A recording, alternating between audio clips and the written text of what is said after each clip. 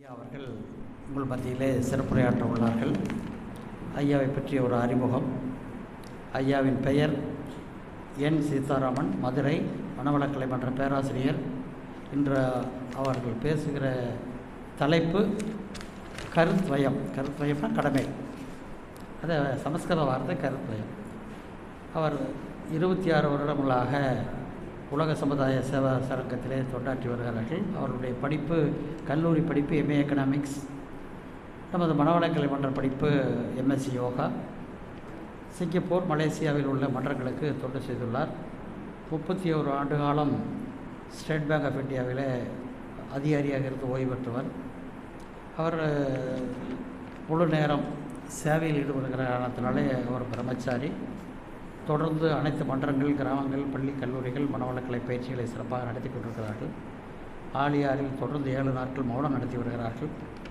மதுரையில் நாகமலை அறிவு திருக்கோயிலை கட்டி திறம்பட நடத்தி வருகிறார்கள். மகரிஷியின் கருத்துக்களை, தத்துவங்களை எளிய முறையில் விளக்கும் வல்ல பெற்றவர். இத்தகைய சிறப்புக்கு சொந்தக்காரரான ஐயா நம்மை இன்று சிந்திக்க வைக்க இருக்கும் தலைப்பு கருத்வயம். கருத்வயம் என்றால் கடமை.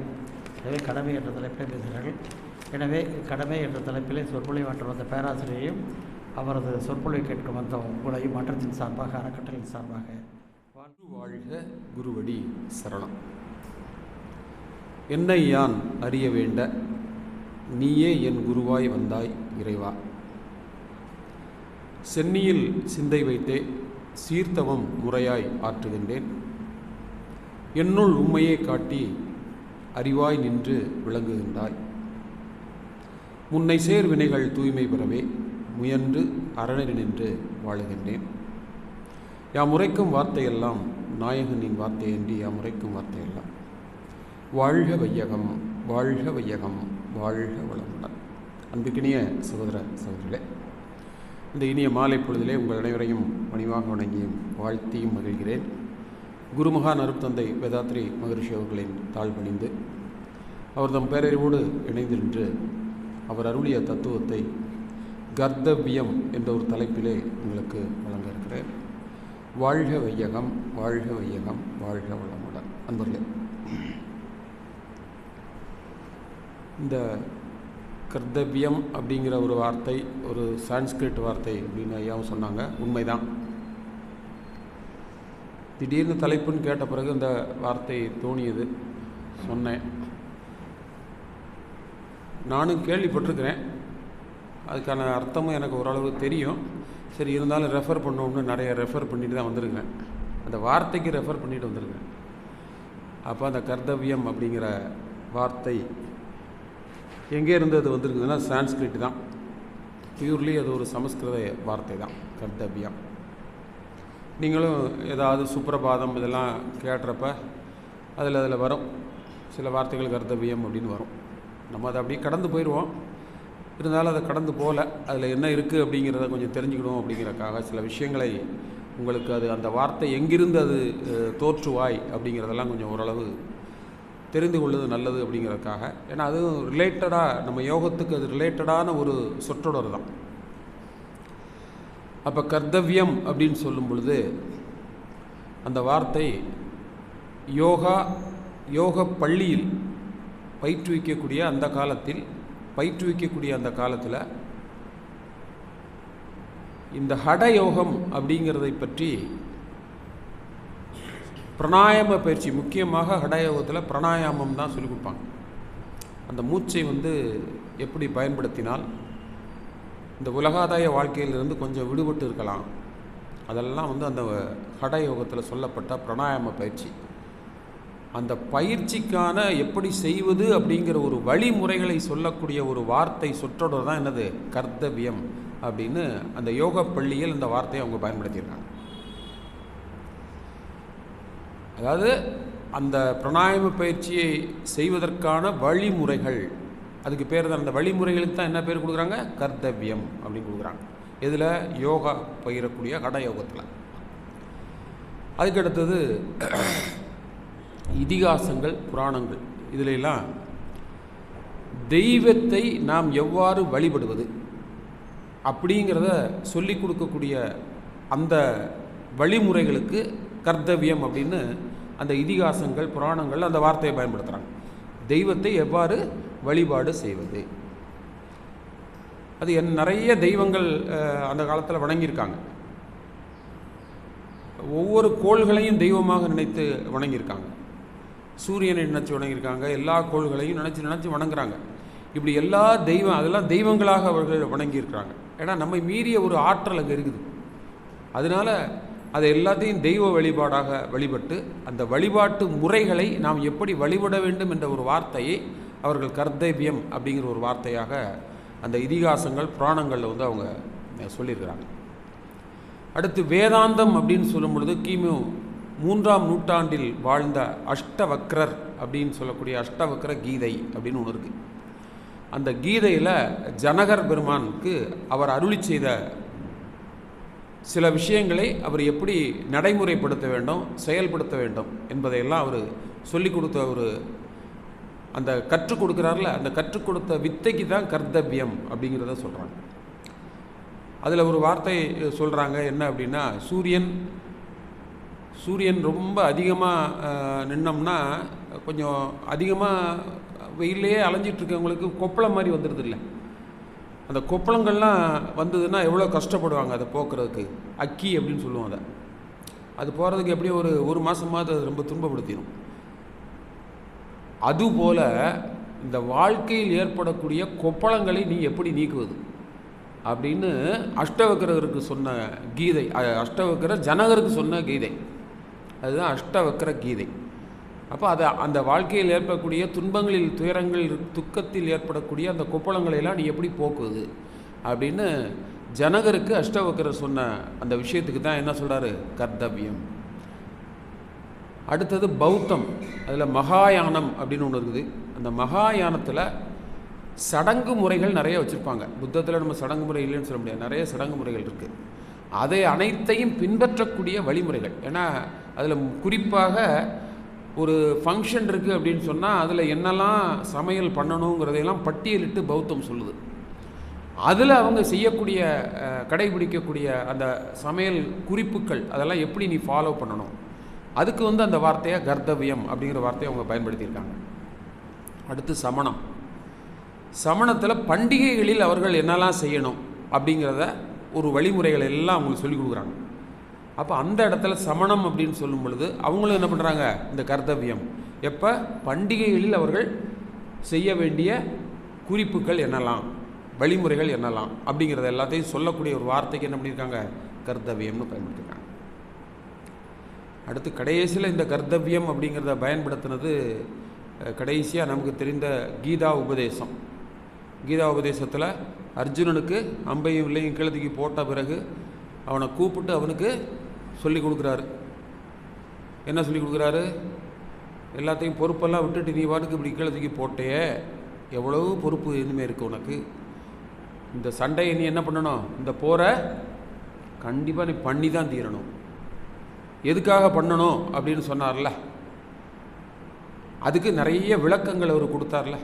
அது 2 வார்த்தையில் நம்ம அனைவருக்கும் தெரிந்த வார்த்தை தான். என்ன வார்த்தை, கீதையில் சொல்லப்பட்ட 2 வார்த்தை. என்ன வார்த்தை சொல்லுங்க. கடமையை செய். அங்கே அந்த கடமை அப்படிங்கிறதுக்கான வேர்டு என்ன வேர்டு, கர்த்தவியம். அந்த வார்த்தையை அவங்க பயன்படுத்துகிறாங்க. சரிதானே? இது எல்லாத்தையும் பயன்படுத்தியாச்சு. இப்போ அருட்தந்தை வேதாத்திரி மகர்ஷி கர்த்தவியங்கிற வார்த்தையை எப்படி பயன்படுத்தியிருக்காரு, கண்ணன் அர்ஜுனனுக்கும் சொல்லிட்டாரு, வேதாத்திரி மகர்ஷி சீதாராமனுக்கும் இங்கே இருக்கிற சபைக்கும் சொல்லிட்டு போயிருக்காரு. என்ன சொல்லிட்டு போயிருக்காரு, உங்களுக்கே தெரிஞ்சது தானே இது. என்னது, கர்மயோகம். சரியா? அந்த வார்த்தையை போட்ட உடனே கொஞ்சம் பூடகம் போட்ட மாதிரி இருந்திருக்கும் கர்த்தவியம் அப்படின்னு ஒன்று.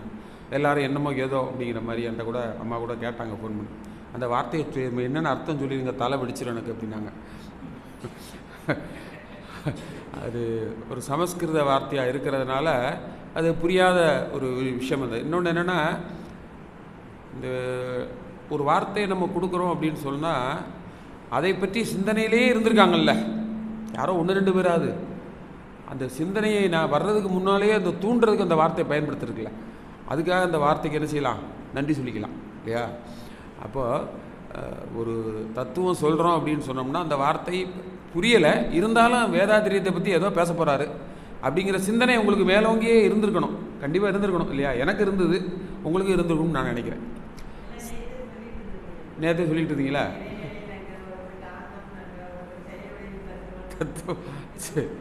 எல்லாம் சரிதான், எதுவுமே கரெக்ட் தான்.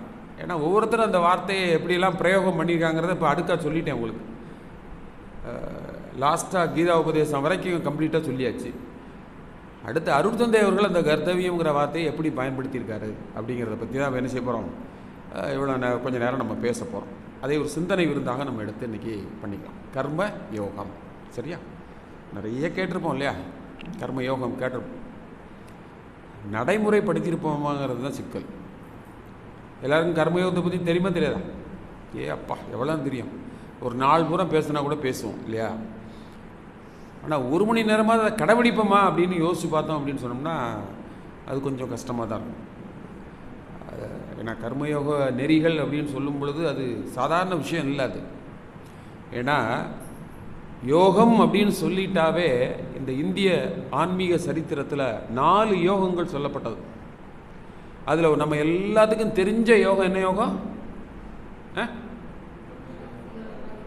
என்னம்மா? பக்தி யோகம். எல்லாத்துக்கும் பக்தி யோகம் தெரியும். பக்தி யோகம் தெரியாத ஆளுங்க யாராவது இருக்கீங்களா? நீங்கள் நடைமுறைப்படுத்துறீங்களான்னு கேட்கல, பக்தி யோகத்தையும் நீங்கள் நடைமுறைப்படுத்தலைங்கிறது தான் உண்மை. ஏன்னா பக்தின்னா என்னன்னு முதல்ல நமக்கு மீனிங் தெரியணும்ல. அதுக்கப்புறம்லாம் அந்த யோகமாக நான் செய்கிறதா, யோகமாக செய்கிறோமா, பக்தியை யோகமாக செய்கிறோமா அப்படின்னு சொன்னால் இல்லை. அங்கேயும் போய் வருத்தப்பட்டு பாரம் சுமந்துட்டு தான் இருக்கிறோம்.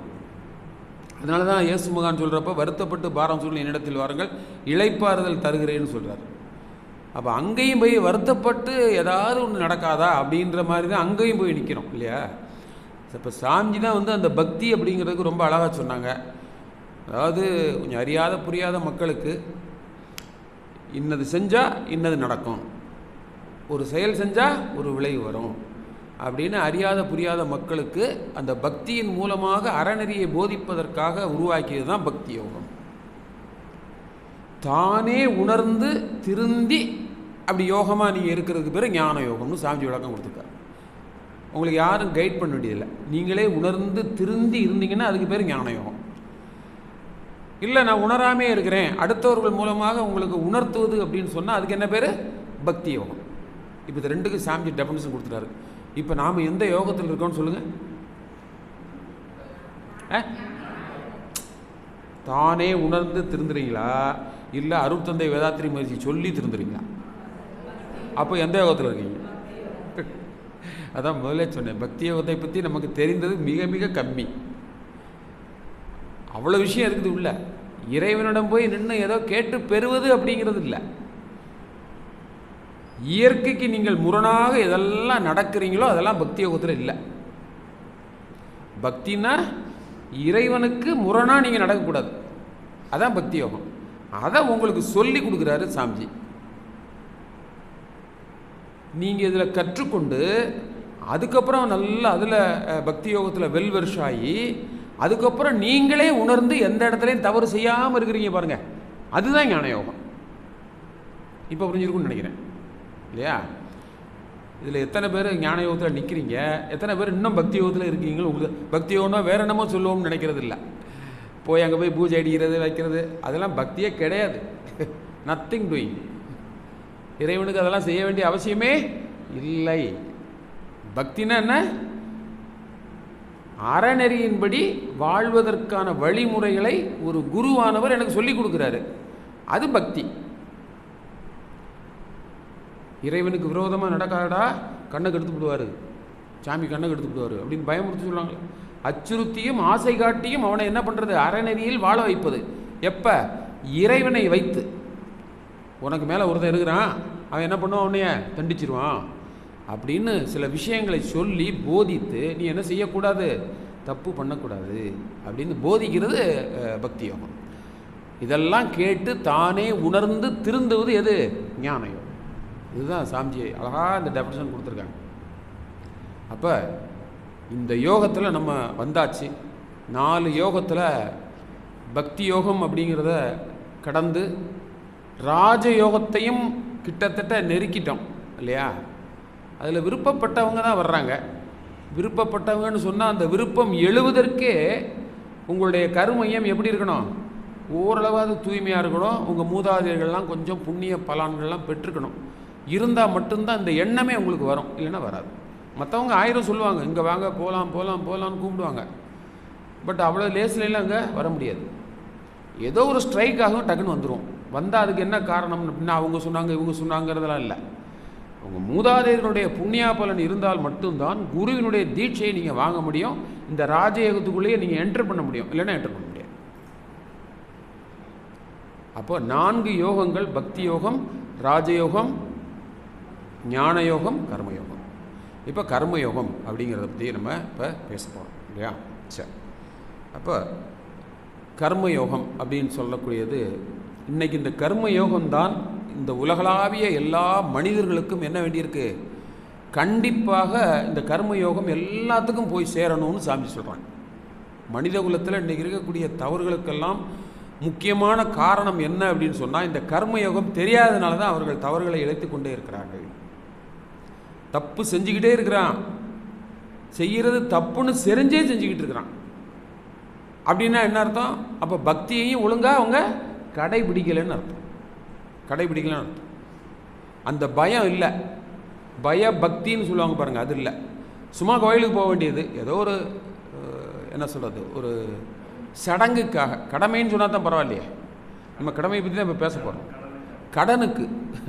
கடனுக்கே நாங்கள் போய் நின்று என்ன செய்கிறது? அதுக்கு ஒரு கிழமையை வச்சுக்கிட்டு, ஒரு ஞாயிற்றுக்கிழமைனா ஒரு கோயிலுக்கு போகிறது, வெள்ளிக்கிழமைனா ஒரு கோயிலுக்கு போகிறது, ஒரு விசேஷம்னா ஒரு கோயிலுக்கு போகிறது, ஏதோ ஒரு போயிட்டு வந்துட்டேன் அப்படிங்கிற மாதிரி. அப்படி இல்லை. அப்படி இருந்ததுனால தான் இன்றைக்கி மனிதன்கிட்ட என்ன இல்லை, இந்த யோகம் தெரியாதனால அவர்கள் தவறுகளை செய்து கொண்டே இருக்கிறார்கள் அப்படின்னு சாமி சொல்கிறாங்க. அப்போ அந்த தவறுகளை செய்து கொண்டே இருக்க வேண்டிய அவசியம் இல்லை. ஒரு கடமையை ஒழுங்காக செய்யலைனாலும் பரவாயில்ல, தவறு செய்யாமையாவது இருக்கணும். தன்னுடைய கடமையை ஒழுங்காக செய்ய முடியலைனாலும் பரவாயில்ல, ஆனால் தவறு செஞ்சு அந்த கடமையை நான் நிறைவேற்றுறேன்னு சொல்லிட்டு நீங்கள் தவறுகளை செய்து கொண்டே அந்த கடமையை நிறைவேற்றணுங்கிற அவசியம் இல்லை. அங்கே அறம் என்ன செய்யலை, பிழைக்காது. அதனால தான் சாமிஜி இந்த கர்மயோகத்துக்கு இன்னொரு பேர் கொடுத்தாரு, ரொம்ப அழகான பேர். இந்த கர்மயோகம் கூட வந்து என்ன, வடமொழி சொல் தான். அதனால சாமிஜி அதில் ஒரு தமிழ் மொழி சொல் ஒன்று அழகாக கொடுத்துருக்காங்க, கடமை அறம். இந்த 2 வார்த்தை. அந்த கடமை எப்படி இருக்கணுமா? அறத்தோடு கூட. உன் கடனை அடைக்கணும்னாலும் நீ என்ன செய்யணும்? அறத்தோடு கூடிய கடமையாக அது இருக்கணும். அந்த அறம் அதில் இருக்கணும். அந்த கடனை நீ கட்டும் பொழுது அறம் இருக்கணும். அதில் ஃப்ராடு பண்ணி என்ன செய்யக்கூடாது? கடனை அடைக்கக்கூடாது. அப்போது கடமை அறம், அறத்தோடு கூடிய கடனாக இருக்கணும். அதுதான் அதில் சொல்லப்பட்டது. அதனால தான் அந்த ஒழுக்க நெறிகள், அற நெறிகள்னு சொல்லும் பொழுது 3 நெறிகள் சாமிஜி நமக்கு சொல்கிறாங்க. என்னெல்லாம்? ஒழுக்கம், கடமை, ஈகை. அறத்தினுடைய 3 உறுப்புகள்னு சொல்கிறார். அறத்தினுடைய 3 உறுப்புகள் என்னெல்லாம்? ஒழுக்கம், கடமை, ஈகை. சரி, அப்போ ஒழுக்கம் என்பது இல்லாமல் நீ கடமை செய்யக்கூடாது, ஈகை செய்யக்கூடாது. அப்போ ஒழுக்கத்தோடு கூடிய கடமை இருக்கணும், ஒழுக்கத்தோடு கூடிய ஈகை இருக்கணும். இது இருந்தால் மட்டும்தான் நீங்கள் என்ன பண்ணுறீங்க? கர்மயோகம் செய்கிறீங்கன்னு அர்த்தம். கடமை அறம் செய்கிறீங்கன்னு அர்த்தம். அது இல்லைன்னா அந்த கடமையில் என்ன இருக்காது? அறம் இருக்காது. அறம் பிழைக்கணும்னா உங்கள் கடமையை செய்யும் பொழுது அதில் என்ன செய்யணும்? ஒரு அறநெறி இருக்கணும். இல்லைன்னா அந்த கடனை நீங்கள் கட்டுனாலும் அது என்ன செய்யாது? பிழையாத்தான் இருக்கும். நான் கடனெல்லாம் கட்டி முடிச்சிட்டேன்னு சொல்லலாம், ஆனால் இந்த பக்கம் எங்கேயாவது வந்து யார்ட்டையாவது இருந்து பிடிங்கி இங்கே போய் கட்டிட்டீங்கன்னா அது என்ன செய்யாது? உங்கள் உழைப்பில், உங்கள் அறிவின் மூலமாக நீங்கள் அந்த கடன் அடைக்கணும். எல்லாருக்கும் கடன் இருக்குன்னு நல்லாவே தெரியும் தானே? கடன் இல்லாத ஆள் யாராவது இருக்கீங்களா? நான் தமிழ்நாட்டு கடன் கேட்கல, இண்டிவிஜுவலாக எல்லாத்துக்கும் ஒரு கடன் இருக்குன்னு சாமிஜி சொல்கிறார்ல, அது என்ன கடன் எல்லாத்துக்கும் தெரியும் இல்லையா? ஒரு 25 இயர்ஸாக 25 வயது வரைக்கும் நம்ம என்ன செய்கிறோம்? கடன் வாங்கி தான் எல்லாரும், நம்ம எல்லாம் ஓசி தான். ஓசி தானம்மா? வயசு என்னம்மா உங்களுக்கு? வயசு என்ன? 22. இன்னும் 3 வருஷம் சாப்பிட்லாம் ஓசியில். எல்லாம் யார் கொடுத்தது? அப்பா, அம்மா, சமுதாயம், சித்தப்பா எல்லாரும் கொடுத்தது தானே. எல்லோரும் தான் கொடுத்தாங்க. எல்லாம் ஓசி தானம்மா? எல்லாம் ஓசி தானே. 25 வயது வரைக்கும் எல்லாம் ஓசி தான். அப்போ திரும்ப அதை கொடுக்கணும்ல அவங்களுக்கு. அந்த கடன் எனக்கு இருக்குல்ல. சாமிஜி அதனால தான் சொல்லுவார், உனக்கு டியூ இருக்குது, அதனால தான் நீ டியூட்டிக்கு போகிற அப்படின்னு சொல்லுவார். அந்த வார்த்தையை டியூட்டின்னு வச்சதுக்கு காரணமே, உனக்கு டியூ இருக்குது அப்படின்னா. டியூனா என்ன? கடன் இருக்குது. பேங்கில் டியூ இல்லை, வாழ்க்கையிலே டியூ இருக்குது. கால் நூற்றாண்டு, என் வாழ்க்கையில் கால் நூற்றாண்டாக பெற்றதெல்லாம் ஓசி தான். மீதி அதை செலுத்தணுமே. அதுக்கு என்ன செய்யணும்? இந்த சமுதாயத்துக்கு ஏதாவது உழைக்கணும். அதுக்கு உனக்கு ஒரு கூலி கிடைக்கலாம், அதை பற்றி ஒன்றும் பிரச்சனை இல்லை. ஆனால் உழைக்காமல் நீ என்ன செய்யக்கூடாது? உன் அறிவின் மூலமாகவும் உழைப்பின் மூலமாகவும் அதுக்கப்புறம் வாழணும். அதுக்கு என்ன செய்யணும்? உழைக்கணும். உனக்கு உணவு, உடை, காலில் தலையில் தைச்சிற தேங்காயிலேருந்து காலில் கூட செருப்பு வரைக்கும் இந்த சமுதாயம் எனக்கு எவ்வளோ செஞ்சு கொடுத்துருக்குது. அது எல்லாத்தையும் நீ திருப்பி ஏதோ ஒரு வழியில் செலுத்தணும். இல்லைங்க நான் ஹவுஸ் ஒய்ஃப், நான் வேலைக்கே போகிறதில்ல, வீட்டில் ஒழுங்காக வேலை பாருங்கள். அங்கேயும் போய்கிட்ட என்னை கொண்டே இப்படி தாத்துட்டாங்களே அப்படிலாம் சொல்லக்கூடாது. அவர் ஒரு சமுதாய கடமை நிறைவேற்றுறதுக்காக அவர் ஒரு ஆஃபீஸுக்கு போகிறாரு. நான் உங்களுக்கு உழைச்சி போட்டே ஓடா தேஞ்சு போயிட்டேன், இப்படியெல்லாம் டயலாக்லாம் சொல்ல வேண்டியதில்லை இல்லையா? அந்த கடமையை ஒழுங்காக செய்யுங்க. உங்கள் குழந்தைய நல்லபடியாக வளங்க. அதான் சாமிகிட்ட போய் ஒரு அம்மா கேட்டாங்க, இந்த பிள்ளைகளை வளர்க்குது அவங்கள பெரிய ஆளாக்குறதுக்குள்ளே பேசாமல் எங்கேயாவது மடத்தில் போய் உட்காந்து சாப்பிடலாம் போல இருக்குது அப்படின்னு சாமிகிட்ட கேட்டாங்க. உடனே சாமி இல்லாங்கன்னா அங்கே வாமான்னு கூப்பிட்டாரான். அவனுக்கு எத்தனை பிள்ளைங்கன்னு கேட்டாங்க. மொத்தம் 3 பிள்ளைங்க. என்னென்ன பண்ணுறாங்க? ஒரு பையன் இன்ஜினியர் ஆகி வேலைக்கு போயிட்டாங்க. இன்னொரு பையன் வந்து படிச்சுக்கிட்டு இருக்கான். இன்னொரு பொண்ணு அது மாதிரி படிச்சுக்கிட்டு இருக்குது அப்படின்னு. நல்ல படிக்குது, டாக்டர் படிக்குதுன்னு சொல்லுவாங்க. இவங்கெல்லாம் முடிச்சுட்டு இந்த சமுதாயத்துக்கெல்லாம் போய் நிறைய விஷயங்கள் சொல்லுவாங்களே. ஆமாம், நல்லா அதெல்லாம் நல்லா படிப்பாங்கய்யா, சூப்பராக படிப்பாங்கய்யா அப்படின்னு. இப்படி ஒரு 3 பிள்ளைகளையும் முத்தாக பெற்றுட்டு அந்த குழந்தைகளுக்கு நல்லபடியாக சமைச்சு போட்டு இவ்வளோ தூரம் அவளை ஆளாக்கி கொண்டு வந்திருக்கீங்க. இன்னும் கொரோனாலையும் உங்கள் வீட்டுக்காரருக்கும் அந்த குழந்தைகளுக்கும் நல்லபடியாக சமைச்சு போட்டு இந்த சமுதாயத்துக்கு ஒரு நல்ல ஒரு மனிதனாக அவனை உருவாக்கதை விட்டுட்டு அந்த மடத்தில் போய் பிச்சைக்காரி மாதிரி உட்காந்து சாட போகிறீங்களான்னு கேட்டான். அப்போ பிச்சைக்காரி மாதிரி உட்காந்து சாடணுமா அங்கே போய்? இந்த டயலாக்லாம் நம்ம ஹவுஸ் ஒய்ஃபில் நீங்கள் பேசுனீங்கன்னா மடத்தில் வேணால் வந்து போய் உட்காருங்க. போய் உட்காந்திங்கன்னா அங்கே நீங்கள் உங்கள் வீட்டில் இருந்தீங்கன்னா நீங்கள் நினச்சதை செஞ்சு சாப்பிட்டுக்கலாம், அப்படி தானே? அங்கே மடத்துக்கு போனீங்கன்னா அவன் எப்போ சோறு விடணும்னு காத்துக்கிட்டே இருக்கணும், அப்படி தானே? அப்போ எங்கே இருக்குது பெஸ்ட்டுன்னு தோணும். அதான் நான் அடிக்கடி ஒரு ஓஷோவோட ஒரு விஷயம் சொல்லுவேன். ஜென்ரலாக லேடிஸ் அப்படி தான் நினைக்கிறான், விட்டால் போதும்டா அப்படின்னு வர்றவங்க மன்றத்துக்கு கொஞ்சம் பேர் இருக்கான். அங்கே இருந்தால் சிறையாக இருக்குது, பேசாமல் இங்கே வந்து உட்காந்துக்கலாம் அப்படின்னு வந்தவங்க இருக்காங்க. இல்லை கோயிலில் போய் உட்காந்துக்கலாம். நிறைய பேர் வச்சுவாங்க, என்ன செய்கிறது, ஒன்றும் வழி இல்லை, வீட்டில் சும்மா நைன்னு அப்படிதான் கோயிலில் போய் உட்காந்துக்கலாம். அதான் நான் எது சிறைன்னு நீங்கள் எதை நினைக்கிறீங்க? அதுக்கு ஓஷோ தான் ஒரு நல்ல அழகாக ஒன்று சொல்லார். பெண்கள் இந்த மாதிரி நிறைய சிறைன்னு நினச்சிட்டே இருக்காங்க. காலையில் உங்களுக்கு ஃப்ரீடம் கொடுத்தாச்சு, லிபர்ட்டி. காலையில் எந்திரிச்சோன்னா டிஃபன் எங்களுக்கெல்லாம் ஒன்றும் செஞ்சு கொடுக்க வேண்டாம், பேசாமல் சாப்பிட வேண்டியது ஹோட்டலே போய் சாப்பிடும். பல்ல மட்டும் தேய்ச்சி குளிச்சுட்டு பேக்கை தூக்கி போட்டு கிளம்பிடு, ரூபாயும் தந்துடுறேன், சூப்பராக கொண்டு போயிருங்க. காலையில் போய் நல்லா, இந்த ஊரில் எது ஃபேமஸ் ஹோட்டல் எனக்கு தெரியாது, மதுரையில் ஃபேமஸ் ஹோட்டல் சபரிஸ் இருக்குது, இல்லை கௌரி கிருஷ்ணா இருக்குது, நல்லா போய் ஜம்முன்னு ஒரு டிஃபன். மத்தியானம் போல் நல்லா தலப்பாக்கட்டி பிரியாணி போய் ஜம்முன்னு ஒரு பிரியாணி சாப்பிடுங்க. இன்னும் என்னென்ன வேணுமோ எல்லாம் வாங்கி சாப்பிடுங்க. அப்படியே ஊரெல்லாம் சுற்றிட்டு முடிஞ்சால் ஒரு கோயிலில் போய் கொஞ்சம் நேரம் ரெஸ்ட் எடுங்க. சாயங்காலம் போல் ஒரு நல்ல ஒரு சினிமா பாருங்கள். 10 மணிக்கு சினிமா விட்டுருவான். திரும்பவும் அதே மாதிரி ஒரு டிஃபன் சென்டரில் போய் ஜம்முன்னு சாப்பிடுங்க. மணி 10:30 மணி 11 மணி ஆகிடும். வீட்டுக்கு வந்து பார்க்குறீங்க, கதவு பூட்டியிருக்கு. இப்போ எது சிறை? சொல்லுங்கள், இந்த பக்கம் சொல்லுங்கள். இந்த பக்கம் பிரச்சனையே இல்லை, பிளாட்பாத்தில் துண்டு வச்சு யாரும் படுத்துருவாங்க. நீங்கள் சொல்லுங்கள், இப்போ எது சிறைன்னு சொல்லுங்கள். காலையில் எது சிறையாக இருந்துச்சு, இப்போ எது சிறையாக இருக்கு? முடியாதுல்ல. அப்போ நீங்கள் இருக்கிற இடத்தையே என்னவா மாற்றிக்கலாம்? ஒரு சுதந்திர பூமியாக நீங்களே மாற்றிக்கலாம் தானே? மாற்றிக்கலாம்ல. அதே மாதிரி தான் இந்த பக்கம் அதே மாதிரி தான். வீட்டில் இருந்தால் நை நை நைன்னு நேரம் ஏதாவது சொல்லிக்கிட்டே இருக்காங்க அப்படின்னு சொல்லிட்டு எங்கேயாவது எஸ்கேப் ஆகி போயிட வேண்டியது இல்லையா? இல்லைன்னா ஆஃபீஸ் விட்ட பிறகு வீட்டுக்கே வர்றதில்லை, 10 மணிக்கு வர்றது. சாப்பிட்டாச்சு, இந்த அம்மா எல்லாம் செஞ்சு வச்சுருக்குது ஹாட் பேக்கில், சாப்பிட்டாச்சு அப்படின்னு போய் தூங்கிட வேண்டியது. 2 பக்கமும் அப்படி தான் இருக்குது. சிறை இந்த பக்கமும் சிறை தான். வீட்டுக்குள்ளே இருந்தால் சிறைனா வேற எங்கே போனால் உங்களுக்கு சிறை இல்லாமல் இருக்கும்? லிபர்ட்டியே நீங்கள் வாழ்கிற இடம் தானே. ஏன்னா இந்த கடமை அறம் எனக்கு தெரியல. இதுக்கு சாமி என்ன சொல்கிறாங்க, இதில் என்ன இருக்குது அப்படின்னா, இதில் ஒரு 3 விஷயம் சாமி சொல்கிறாங்க. அதில் முதல் விஷயம் என்ன அப்படின்னு சொன்னால் எக்ஸ்பெக்டேஷன், எதிர்பார்த்தல். 2 பேர்கிட்டையும் இருக்குது, அந்த குடும்பத்தில் எல்லாத்துட்டையும் இருக்குது, எதிர்பார்த்தல் இருக்குது.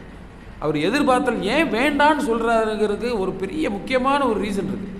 இந்த கடமை ஏன் அறமாக மாறலை அப்படின்னு சொன்னால் இந்த எதிர்பார்த்தல் தான் முதல் காரணம். அந்த எதிர்பார்த்தல் எக்ஸ்பெக்டேஷன். என்ன எக்ஸ்பெக்டேஷன்? உங்களுக்கு இந்த குடும்ப அமைதி வரணும்னா ஒரு 4 விஷயம் சாமிஜி சொல்லியிருப்பார். என்னென்ன விஷயம் சொல்கிறாங்க? Judgement of need, judgement of time, judgement of quality, judgement of quantity. 4 விஷயம் சாமிஜி சொல்லுவாங்க. இதில் ஜட்ஜ்மெண்ட் ஆஃப் டைம், எந்த டயத்தில் எனக்கு இந்த தேவை இருக்குது அப்படிங்கிறதுல வீட்டில் ஒரு 5 பேர் இருந்தால் 5 பேருக்கு 5 டைம் இருக்கும்ல, இருக்குமா இருக்காதா? உங்கள் வீட்டில் இருக்க பெரியவங்களுக்குலாம் காலையில் 5:30 மணிக்கு 5 மணிக்கு காஃபி வேணும், டீ வேணும், ஏதோ சம்திங் லைக் தட். நீங்கள் அப்படி இல்லை, 7 மணிக்கு எழுந்திருப்பீங்க, உங்களுக்கு 7:30க்கு வந்தால் போதும். உங்கள் வீட்டில் ஒரு பையனோ பொண்ணோ இருக்காங்கன்னா உங்களுக்கு 9 மணிக்கு வந்தால் போதும். நான் 5 மணிக்கு காய் போட்டு வச்சுருவேன், குடித்தவன்லாம் குடிக்காதவன் போ அப்படி சொல்லிடலாமான்னு ஒத்து போகுமா? அது யாருக்கும் ஒத்து போகாதுல்ல. அப்போ இதில் நீங்கள் தலைவன் தலைவி 2 பேரும் அறத்தை பின்பற்றணும்னா என்ன செய்யணும்? இந்த கடமையை செய்கிறீங்க, உங்கள் இல்லற கடமையை செய்கிறீங்க. இந்த இல்லற கடமையை செய்யும் பொழுது அதில் நீங்கள் அறத்தை பின்பற்ற வேண்டும் என்று சொன்னால் என்ன செய்யணும்? சொல்லுங்கம்மா, என்ன செய்யணுமா? 5 மணிக்கு எந்திரிச்சு மாமியாருக்கு காப்பி போட்டு கொடுக்கணும். 7 மணிக்கு நீங்கள் எந்திரிச்சிங்கன்னா எந்திரிச்சு குடிச்சிக்கங்க, வீட்டுக்காரரும் 7 மணிக்கு தான் குடிச்சிக்கங்க. உங்கள் குழந்தைக்கு 9 மணிக்கு வேணும்னா என்ன 9 மணிக்கு வந்து காப்பி கேட்டுட்டு இருக்க அப்படி சொல்லணுமா? இல்லை போட்டு கொடுக்கணுமா? போட்டு கொடுக்கணும்ல.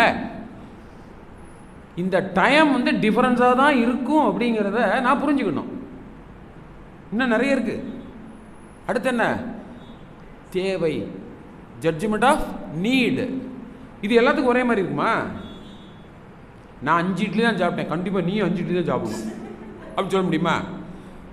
எங்கள் பேங்கில் ஒரு ரீஜன் மேனேஜர் இருப்பார். அப்போ மந்த்லி ஒரு விசிட் பண்ணுவார். ஹோட்டலுக்கு போனோன்னா ரொம்ப செலவாயிடுமா, அதுக்காக அவர் போய் அப்படி உட்காந்துக்கிடுவார். உட்காந்துட்டு நைட்டு தான் மேக்ஸிமம் டின்னர் இருக்கும். அப்படி எனக்கு ஃப்ரைட் ரைஸ் சொல்லிடுங்க, நீங்கள் எல்லோரும் இட்லி தோசை வாங்கிக்கோங்க. அவர் நமக்கு கமாண்டு கொடுப்பார். இதில் இப்படி இப்படி ஒன்று பேசாமல் இருந்தால் கூட ஏதோ ஒன்று சாப்பிட்டு போயிடுவோம். இவர் இதை மாதிரி சொன்ன உடனே அந்த மெனு எடுத்து என் ஃப்ரெண்டு ஒருத்தருக்கேன், அவன் எடுத்து இப்படி பார்ப்பான். இதுல ஹை ரேட்டு என்ன இருக்கும் அதை மட்டும் டிக் பண்ணி இதை கொண்டாடுவான். அவர் இப்படி பேன்னு சாப்பிடும்போது எதுவும் சொல்லவும் முடியாது. பில்லு ஒரு 500 ரூபா வரும் பாரு, நாங்கள் ஒரு 1500 இழுத்துட்ருவோம். அப்போது இந்த டிஃப்ரென்ஸு தெரியல. அவருடைய தேவை வந்து அதாமா, ஆனால் என்னுடைய தேவை அவரு டிசைட் பண்ணுவாராம். எப்படிங்க அது நியாயமாக இருக்க முடியும்? அதே மாதிரி உங்கள் வீட்டில் இருக்கிறவங்களுக்கு அதுக்காக நீங்கள் ஹோட்டல் மாதிரி எல்லாத்துக்கும் எல்லாம் செஞ்சு கொடுக்க முடியாது. ஏதோ ஒன்று கேட்குறாங்க, என்னப்பா நேற்று இட்லி தான் வச்சா, ராத்திரி தோசை தான் வச்சா, காலையில் ஏதாவது மாற்றி செய்யக்கூடாதா அப்படின்னு சொன்னால் செஞ்சு தான் கொடுக்கணும். எல்லாத்துக்கும் தேவைகள் வந்து டிஃப்ரெண்ட்டாக தான் இருக்கும். அதில் போய்கிட்டு முரண்பாடு ஆகிடக்கூடாது. அது வேண்டியது இந்த அறம், இதில் ஒரு அறம் இருக்குன்னு சொன்னால் நீங்கள் நம்புவாங்களா? இந்த உலகம் நம்புமா? நம்பாது. ஆனால் சாமி அதை நம்புங்கிறாரு, அதில் இருக்குது. அப்போ தான் உன் குடும்பம் எப்படி இருக்கும்? அமைதியாக இருக்கும். கர்ம யோகம்னா எங்கேயோ வெளியிலேருந்து அப்படியே கர்த்தைவியம் அப்படின்னு சொல்லி என்னமெல்லாமோ சொல்லிட்டு இருக்கிறதுலாம் இல்லை. சாமிக்கிட்ட வந்துட்டிங்கன்னா அது எங்கே நடக்கணும்? கர்த்தவியம் உங்கள் குடும்பத்தில் நடக்கணும், உங்கள்கிட்ட தான் நடக்கணும். அது வேறு எங்கேயுமே போய் நீங்கள் இதெல்லாம் ஒன்றும் மடத்தில் போயெல்லாம் ஒன்றும் இங்கெல்லாம் இங்கே ஃபாலோ பண்ணுறதுக்கெல்லாம் ஒன்றும் பிரச்சனையே இல்லை. நீங்கள் வடம் வந்து கையை கட்டி உட்கார வேண்டியதான். எந்திரிச்சு போகும்போது உங்களை வேண்டாம்னு சொல்ல போகிறாரு. இங்கே வாட்டுக்கு போரை மடித்து வைக்கல, என்னம்மா நீங்கள் வாட்டுக்கு எந்திரிச்சு போகிறீங்க அப்படிலாம் என்ன சத்தம் போடக்கூடிய ஆள் அவர் உதயே? இல்லை பூபாலங்கண்டா அப்படி சொல்லிடுவார், இல்லை நாங்கண்டா அப்படி சொல்லுவோம். வந்து கேட்டால் போதுமா? சில பேர் இந்த செவத்தோரமாக அப்படி சாஞ்சிக்குவாங்க, சில பேர் இப்படி காலை நீட்டு அப்படி இப்படி பயப்படுவாங்க. நல்லா காலை நீட்டிக்கோங்கம்மா, படுக்க மட்டும் செய்யாதீங்க அப்படின்னு நானே சொல்லியிருக்கேன் நிறையா தடவை, இல்லையா? அப்போது கேட்டால் போதும். இங்கே வந்து நீங்கள் ஒன்றும் ஆணியெல்லாம் ஒன்றும் பிடுங்கவே வேண்டியதில்லை. நீங்கள் வந்தால் போதும், சாமிஜி கருத்தை கருமையத்தில் ஏற்றுனா போதும், வீட்டில் போய் இதை கடைபிடிச்சா போதும், வேறு ஒன்றும் செய்ய வேண்டாம். உங்கள் வீட்டில் கடைபிடித்தல் மிக மிக முக்கியம். அதுதான் கர்மயோகம், கர்த்தவியம் எல்லாமே அதுதான், வேறு ஒன்றும் இல்லை. அப்போ இந்த தேவைகள் அப்படின்னு சொல்கிறது எல்லாத்துக்கும் டிஃப்ரென்ஸாக தான் இருக்குங்கிறத நான் புரிஞ்சுக்கணும். இதுதான் கடமை அறம். தேவைகள்ங்கிறது ஒரு சின்னதாக ஒரு வீட்டில் ஒரு குக்கர் வாங்க போனால் கூட என்ன பிராண்டு வாங்குறது அப்படின்னா எல்லாத்துக்கும் ஆளுக்கு ஒரு ஒப்பீனியன் இருக்குமா இருக்காதா? அப்புறமா ப்ரிஸ்டீஜுங்கும் அடுத்து பிரீத்திம்பார், இன்னும் என்னெல்லாமோ போய் நான் யூடியூப்பை பார்த்து சொல்கிறேன்னு இந்த பிள்ளை சொல்லும். இப்போ புதுசாக வந்திருக்கு, இதை வாங்கு, கருன்னு இருக்குது, இதே வாங்கணும் அப்படின்னு அது சொல்லும். எதை வாங்கிறது அப்போ நம்ம தான் முடிவு பண்ணணும். எல்லாத்துக்கும் பொதுவாக இது நல்லா இருப்பா. ஒரு சினிமாவுக்கு போகிறதுனாலும் அதுலேயும் ஒரு டிஃப்ரென்ஸ் இருக்குது. என்ன சினிமாவுக்கு போகிறது? ஆளாளுக்கு ஒன்று சொல்லுவாங்க இல்லையா? ஒன்றும் இல்லை, டிவி சேனல் கையில் யார் ரிமோட் யார் கையில் இருக்கோ அவன் தான் வின்னர். வீட்டில் வெற்றியாளரை வந்தேன். இல்லைன்னா நியூஸ் பார்த்துட்டு இருக்காரு, வீட்டுக்காரர் நியூஸ் பார்த்துட்டு இருக்காரு, வீட்டுக்காரமாக அங்கேருந்து வருது, ஒரு சீரியல் பார்க்க விட்றாங்களா அப்படின்னு சொல்லிட்டு போயிட்டா பரவாயில்ல, உள்ள டம்மு டிம்முன்னு சவுண்டு கேட்டுகிட்டே இருக்கும். கடைசியில் இவர் டம்மு டிம்முன்னு இந்த ரிமோட் எடுத்து என்ன செய்வார், சரக்குன்னு ஒரு அடி அடிச்சுட்டு போயிடுவார். முடிஞ்சு போச்சு, வேலை முடிஞ்சு. ஒரு சேனல் மாத்திரதே வந்து இவ்வளோ டிஃப்ரென்ஸ் இருக்குது. இது எல்லாத்துலேயும் ஒரு தேவை அப்படின்னு ஒன்று இருக்குது இல்லை? அப்போ இதில் எல்லாம் நம்ம பின்பற்ற வேண்டிய அறம், இந்த இந்த இந்த பின்பற்ற வேண்டிய அறத்துக்கு சாமி சொன்ன 3 விஷயம் என்னது? Adjustment, tolerance, sacrifice. செஞ்சுதான் ஆகணும். யாருக்கு? பக்கத்து வீட்டுக்காரங்களுக்கா? நம்ம வீட்டுக்கு தான் நம்ம செய்யணும். அறத்தை நீங்கள் வேறு எங்கேயும் போய் பின்பற்ற வேண்டியதில்லை. அதனால தான் அந்த அம்மா சொல்லிட்டு போனால் அறம் செய்ய விரும்புனாங்க. இந்த மனம் அறத்துக்கு விரும்பணும். அந்த கடமை செய்யும் பொழுது நீங்கள் அறத்துக்கு விரும்ப வேண்டும். அதனால தான் அந்த அம்மா விரும்புன்னு சொல்லிட்டு போனாங்க. விரும்பினா என்ன? ஆசைப்படு. இப்படி ஆசைப்படுவோமா நம்ம? ரிமோட்டை நல்ல சீரியல் ஓடிக்கிட்டு இருக்கு, வீட்டுக்காரரோ அல்லது உங்கள் குழந்தைகளோ வந்து அது ஸ்போர்ட்ஸ் நல்லா இருக்கு கொஞ்சம் கொடுங்கன்னு கேட்டால், இந்தாப்பா வச்சுக்கப்பா, இப்படி என்னைக்காவது கொடுத்துட்டோமா? இப்படி கொடுத்தீங்கன்னா கடமை அறம் இருக்குது. இப்படி தான் நான் பேசுவேன். ரொம்ப பெருசாலாம் கர்த்தவியம் கரவாமகை அப்படிலாம் என்னால் சொல்ல தெரியாது. கர்த்தவியம் அப்படின்னு சொல்லிட்டா இதான் கர்த்தவியம். கேட்டவனு கொடுத்துடணும்.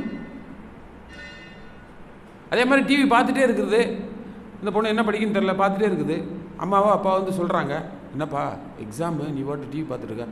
ஆமாப்பா இந்த பார்த்துறேன் அப்படின்னு ரிமோட் அப்படி கையில் கொடுத்துட்டு நீ போனேன்னா நீ கர்த்தவியம், நீ கடமை அறத்தில் இருக்கேன்னு அர்த்தம். இருக்கீங்களான்னு பாருங்கள். அப்போது தேவை அப்படின்னு சொல்லும் பொழுது அதில் எதை பின்பற்றணும்? இந்த கடமை அறத்தை நாம் பின்பற்ற வேண்டும். அடுத்து என்னது? ஜட்ஜ்மெண்ட் ஆஃப் குவான்டிட்டி, குவாலிட்டி ரெண்டு இருக்குது இல்லை? ஒவ்வொருத்தருக்கும் ஒவ்வொரு அளவு வேண்டி இருக்கும். ஒவ்வொன்றிலையும் ஒவ்வொரு அளவு இருக்குது. ஒவ்வொருத்தருக்கும் ஒவ்வொரு அளவு, சாப்பாட்டில் ஒரு அளவு இருக்குது, துணிமணி போடுறதுல ஒரு அளவு இருக்குது, அவங்கவுங்களுக்கு இஷ்டப்பட்டு ஒவ்வொரு அளவு இருக்குது. அதில் ஒரு அறம் இருக்கான்னு பாருங்கள். அதில் அறத்துக்கு மீறி போயிடக்கூடாது. ஏற்கனவே ட்ரெஸ்ஸுக்கு குமிஞ்சு கிடக்குது, இன்னும் அங்கே போய் சரி பர்த்டேக்கு கேட்டாலே அப்படின்னு ஒரு ட்ரெஸ்ஸை எடுத்து கொடுக்க போனால் எனக்கு இன்னும் 2 சேர்த்து கொடு அப்படின்னு சொன்னால் அந்த குழந்தை அறத்தின் புறம்பாடு நடக்குது. உடனே அதை எடுத்து கொடுக்கணுங்கிறது அறம் இல்லை. அதுகிட்ட எடுத்து சொல்லி வேணாப்பா ஏற்கனவே நிறையா இருக்குது வேண்டாம் அப்படின்னு நீங்கள் எடுத்து சொல்கிறீங்க பாரு, அது கூட அறம் தான். கண்டிக்கிறது அறம் இல்லை. அன்பாக எடுத்து சொல்லி அவங்களுக்கு அந்த அறத்தை புரிய வைக்கணும். அந்த வயசில் புரியாது, அப்போ சொல்லி தான் பார்க்கணும். இது அறம். நீங்கள் கன்சீவாக இருக்கும் பொழுது என்ன சாப்பிடணும் அப்படின்னு நினைக்கிறீங்கல்ல, நல்ல ஐஸ்கிரீம் எடுத்து 2-3 ஐஸ்கிரீம் எடுத்து சாப்பிட்டீங்கன்னா அது அறமா? நாக்குக்கு வேணால் டேஸ்ட்டாக இருக்கும், உங்கள் குழந்தைக்கு அது நல்லா இருக்குமா? இருக்காதுல்ல. அப்போ அதில் அறம் இருக்கா? யோசிக்கணும். இப்படி ஒவ்வொரு செயல், அதான் கர்மா அப்படின்னு சொன்னால் என்னது? செயல். இங்கே எதுக்கு வந்திருக்கிறோம்? இந்த பூமிக்கு எதுக்கு வந்திருக்கிறோம்? கர்மாவை கழிப்பதற்கு. வினைப்பயனாய் நினைவாய் உடல் எடுத்தேன். சாமி பாட்டு சொல்றாருல, வினைப்பயனாய் நினைவாய் உடல் எடுத்தேன், நிலம் மீது விழுந்த பின்னே என்னை மறந்தேன், எந்த வினை மறந்தேன். மறக்காம என்ன இதிலிருந்து மீட்டிருப்பான்னு கேட்குறாரு சாமிஜி. இந்த நினைவிலிருந்து என்ன எப்படியாவது அதுக்குள்ளேயே நிற்க வச்சு என்னை மீட்டுக்கோ அப்படின்னு சாமிஜி கேட்குறாங்க. அப்போ நினைவாய் உடல் எடுத்தது எதுக்கு? இந்த வினையை கழிப்பதற்கு வந்திருக்கிறோம், இந்த கர்மாவை கழிப்பதற்கு வந்திருக்கிறோம். இந்த கர்மாவை கழிக்கணும்னா அது எப்படி இருக்கணும்? யோகமாக இருக்க வேண்டும். யோகம்னா என்ன? யோகம்னா என்ன? இணைதல். இணைதலா? இனிமையாக இணைதல். பதஞ்சலி சொன்னது என்னது? இனிமையாக இணைதல் சொன்ன அவர் சிரிக்கிறார். இணைதல் என்னமோ நடக்க தான் செய்யுது, இனிமையாக இணையுதா? அதான் அங்கே இருக்கிற முக்கியம். அப்போ எது எதோட இணையணும் தெரியும். ஒரு ட்ரையாங்கிள் போட்டு சாமிச்சு சொல்லிட்டாங்க, தான், குடும்பம், இயற்கை, இந்த மூணோட நீங்கள் இணையணும். சமுதாயம்ங்கிறதே குடும்பம் தானே சமுதாயம். அப்போ இதோடெல்லாம் நம்ம இணையணுமா வேணாமா? இணையணும் தானே. இணையிறதுக்கு என்னென்ன பயிற்சியெல்லாம் கொடுத்தாச்சு? உடலுக்கு, உயிருக்கு, மனதுக்கு, எல்லாத்துக்கும் பயிற்சி கொடுத்தாச்சு. இதெல்லாம் இணைஞ்சிருக்கணும். இப்போ உடல், மனம், உயிர், இந்த மூணு இணைஞ்சிருக்குது. குடும்பத்தோடு இணைஞ்சிருக்கோமா? அது ரொம்ப முக்கியம்ல. இந்த மூணுலேயும் இணைஞ்சிட்டு குடும்பத்தோடு இணையாமல் இருக்கிறதும் தப்பு. ரெண்டுலேயும் இணைஞ்சிருந்து இயற்கையோடு இணையாமல் இருக்கிறதும் தப்பு. அப்போ இந்த மூணும் ஒரு முக்கோணம்னா, இந்த முக்கோணத்தில் தான் வாழ்க்கை நடக்குது. ஆனால் அதில் நம்ம என்ன செய்யலை? இணையலை. அதனால தான் யோகமே தேவைப்படுது. அந்த யோகத்தை நீங்கள் எப்படி, அந்த கர்மத்தை, அந்த கர்ம வினையை நீங்கள் கழிக்கணும்னா என்ன பண்ணணும்? அதை யோகமாக செய்யணும். கர்ம வினையை யோகமாக செய்யணும். அதனால் இதெல்லாம் விட்டுட்டு போய் வேற எங்கேயாவது போய் செய்யணும் அப்படிங்கிறதெல்லாம் இல்லை. இன்றைக்கி மக்களெல்லாம் இப்படி இருக்காங்களே அப்படின்னு சொல்கிறதுனால தான் வள்ளுவர் என்ன சொல்கிறாரு? சிலர் பலரானதுக்கு என்ன காரணம்? நோற்பார் சிலர், பலர் நோதாதவர்கள்னு சொல்கிறார். சிலர் தான் என்ன பண்ணுறாங்க? இந்த கடமையை கரெக்டாக அறத்தோடு கூடிய கடமையை செய்கிறாங்க. பலர் என்ன செய்கிறதில்ல, நோகாமல் நொங்குதுண்டு போயிடுறேன். அதான் நடக்குது. பிறர் வளம் பறித்து உண்ணுதல் அறத்திற்கு புறம்பாக நடக்கக்கூடியது இல்லையா? இந்த மனிதன் தோன்றியது ரெண்டு விஷயம் அவன் நினச்சி பார்க்குறான். ஒன்று, இந்த மனிதனாக நான் வாழணும்னா என்னெல்லாம் செய்யணும்னு முதல்ல நினச்சி பார்க்குறான். ரெண்டாவது, இந்த பிறந்திருக்கிறேன், என்கிட்ட என்ன சிறப்புகள்லாம் இருக்குது அப்படிங்கிறதையும் நினச்சி பார்க்குறான். இந்த ரெண்டையும் நினச்சி பார்க்குறதுக்கு எது வேணும்? அறிவு, மனம் வேணும். அறிவு வேணும். இந்த ஆறாவது அறிவு வந்ததே இந்த ரெண்டுக்கு தான். எதுக்கு வந்திருக்குது? ஒன்று, நான் எதுக்காக வந்திருக்கிறேன், இந்த பிறந்தது என்னுடைய சிறப்பு என்ன, இந்த ஆறாவது அறிவினுடைய சிறப்பு என்ன அப்படிங்கிறத நான் தெரிஞ்சுக்கணும். தெரிஞ்சாதானே அந்த சிறப்பில் என்னெல்லாம் சொல்லியிருக்கோ அதன் வழியில் நான் நடக்க முடியும். என்ன வழியில் நடந்தால் நான் மனுஷனாக இருப்பேன். இந்த ரெண்டே தான். ஏன்னா 3 விஷயத்தில் நீங்கள் வாழ்க்கையை நடத்தலாம். ஒன்று, அந்த மிருக குணத்தோடையே வாழ்க்கை நடத்தலாம். இன்னொன்று, மனுஷனாக வாழ்க்கை நடத்தலாம். இன்னொன்று, மனிதனிலிருந்து தெய்வ நிலைக்கு உயரலாம். இந்த 3 தான். இந்த 3க்கு எப்படி வழி? இந்த 3லேருந்து நான் ஒழுங்காக வாழ்வதற்கு என்ன வழின்னு சொல்லப்பட்டது தான் அத்தனை மதங்களும். அப்போ ஒரு மனிதன் மிருக குணத்தில் வாழ்கிறான். இப்போ வெளியில் இருக்கிறவங்க, இப்போ நம்மகிட்டையும் மிருக குணங்கள்லாம் இருக்கான்னா இருக்குது. நம்ம மனிதனாக மாறுவதற்கு முயற்சி செஞ்சு ஓரளவு மனிதனாகவும் வாழ்கிறோம். இன்னும் தெய்வ நிலைக்கு உணர வேண்டும் என்று நினைக்கிறோம். அப்போ மிருக குணம் இருக்குங்கிறது எனக்கு தெரியணும்ல.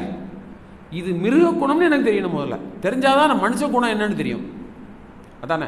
ஏன்னா காட்டு மிராண்டியாக இருந்தவன்லேருந்து இன்னைக்கு வரைக்கும் மனிதனாக இன்றைக்கி ஸ்டெயிலாக அங்கே உட்காந்துருக்கோம்னா அதுக்கு காரணம் என்ன? இந்த சிந்தனைகளை அவன் வளர்த்து கொண்டது தான் காரணம். இந்த சிந்தனைகளை வளர்த்துக்கிட்டே இன்றைக்கி என்ன பண்ணிகிட்டு இருக்கிறோம்? ஸ்டெயிலாக உட்காந்துருக்கோம். இந்த இடத்துல உட்காந்துருக்கோம். இப்போ இந்த மிருக குணத்தில் இருக்கிறவங்க இந்த நாட்டில் என்ன செஞ்சுக்கிட்டு இருக்காங்க சொல்லுங்கள் பார்க்கலாம். இப்போ ரீசெண்ட் டேஸாக நீங்கள்லாம் கேள்விப்படுறீங்க. என்ன செஞ்சுட்டு இருக்காங்க? போர் நடத்துகிறாங்க. போர் நடத்துறது யாரெல்லாம்? சும்மா சொல்லுங்கள். அதான் எந்த நாடு? ஈரான், உக்ரைன், ரஷ்யா, வேற இஸ்ரேல், பாகிஸ்தான், இந்தியாலாம் இப்போ ஒன்றும் இல்லை. நடந்துச்சு. அது அவங்க வந்தாங்க, நம்ம போல. இதுக்கெல்லாம் தலை முத்தாய்ப்பு வைத்தாப்பில் ஒருத்தர் யார்? யூஎஸ். சரி, அப்போ யூஎஸ்ஸு, ரஷ்யா, உக்ரைன், இஸ்ரேல் இவங்களெல்லாம் நம்ம ஈரான் இவங்களாம் பார்க்குறோம். இப்போ அமெரிக்கா அப்படின்னு சொன்ன உடனே நமக்கு மனசுக்குள்ள என்ன தோணுது? ஆயுத வியாபாரின்னு தோணுது.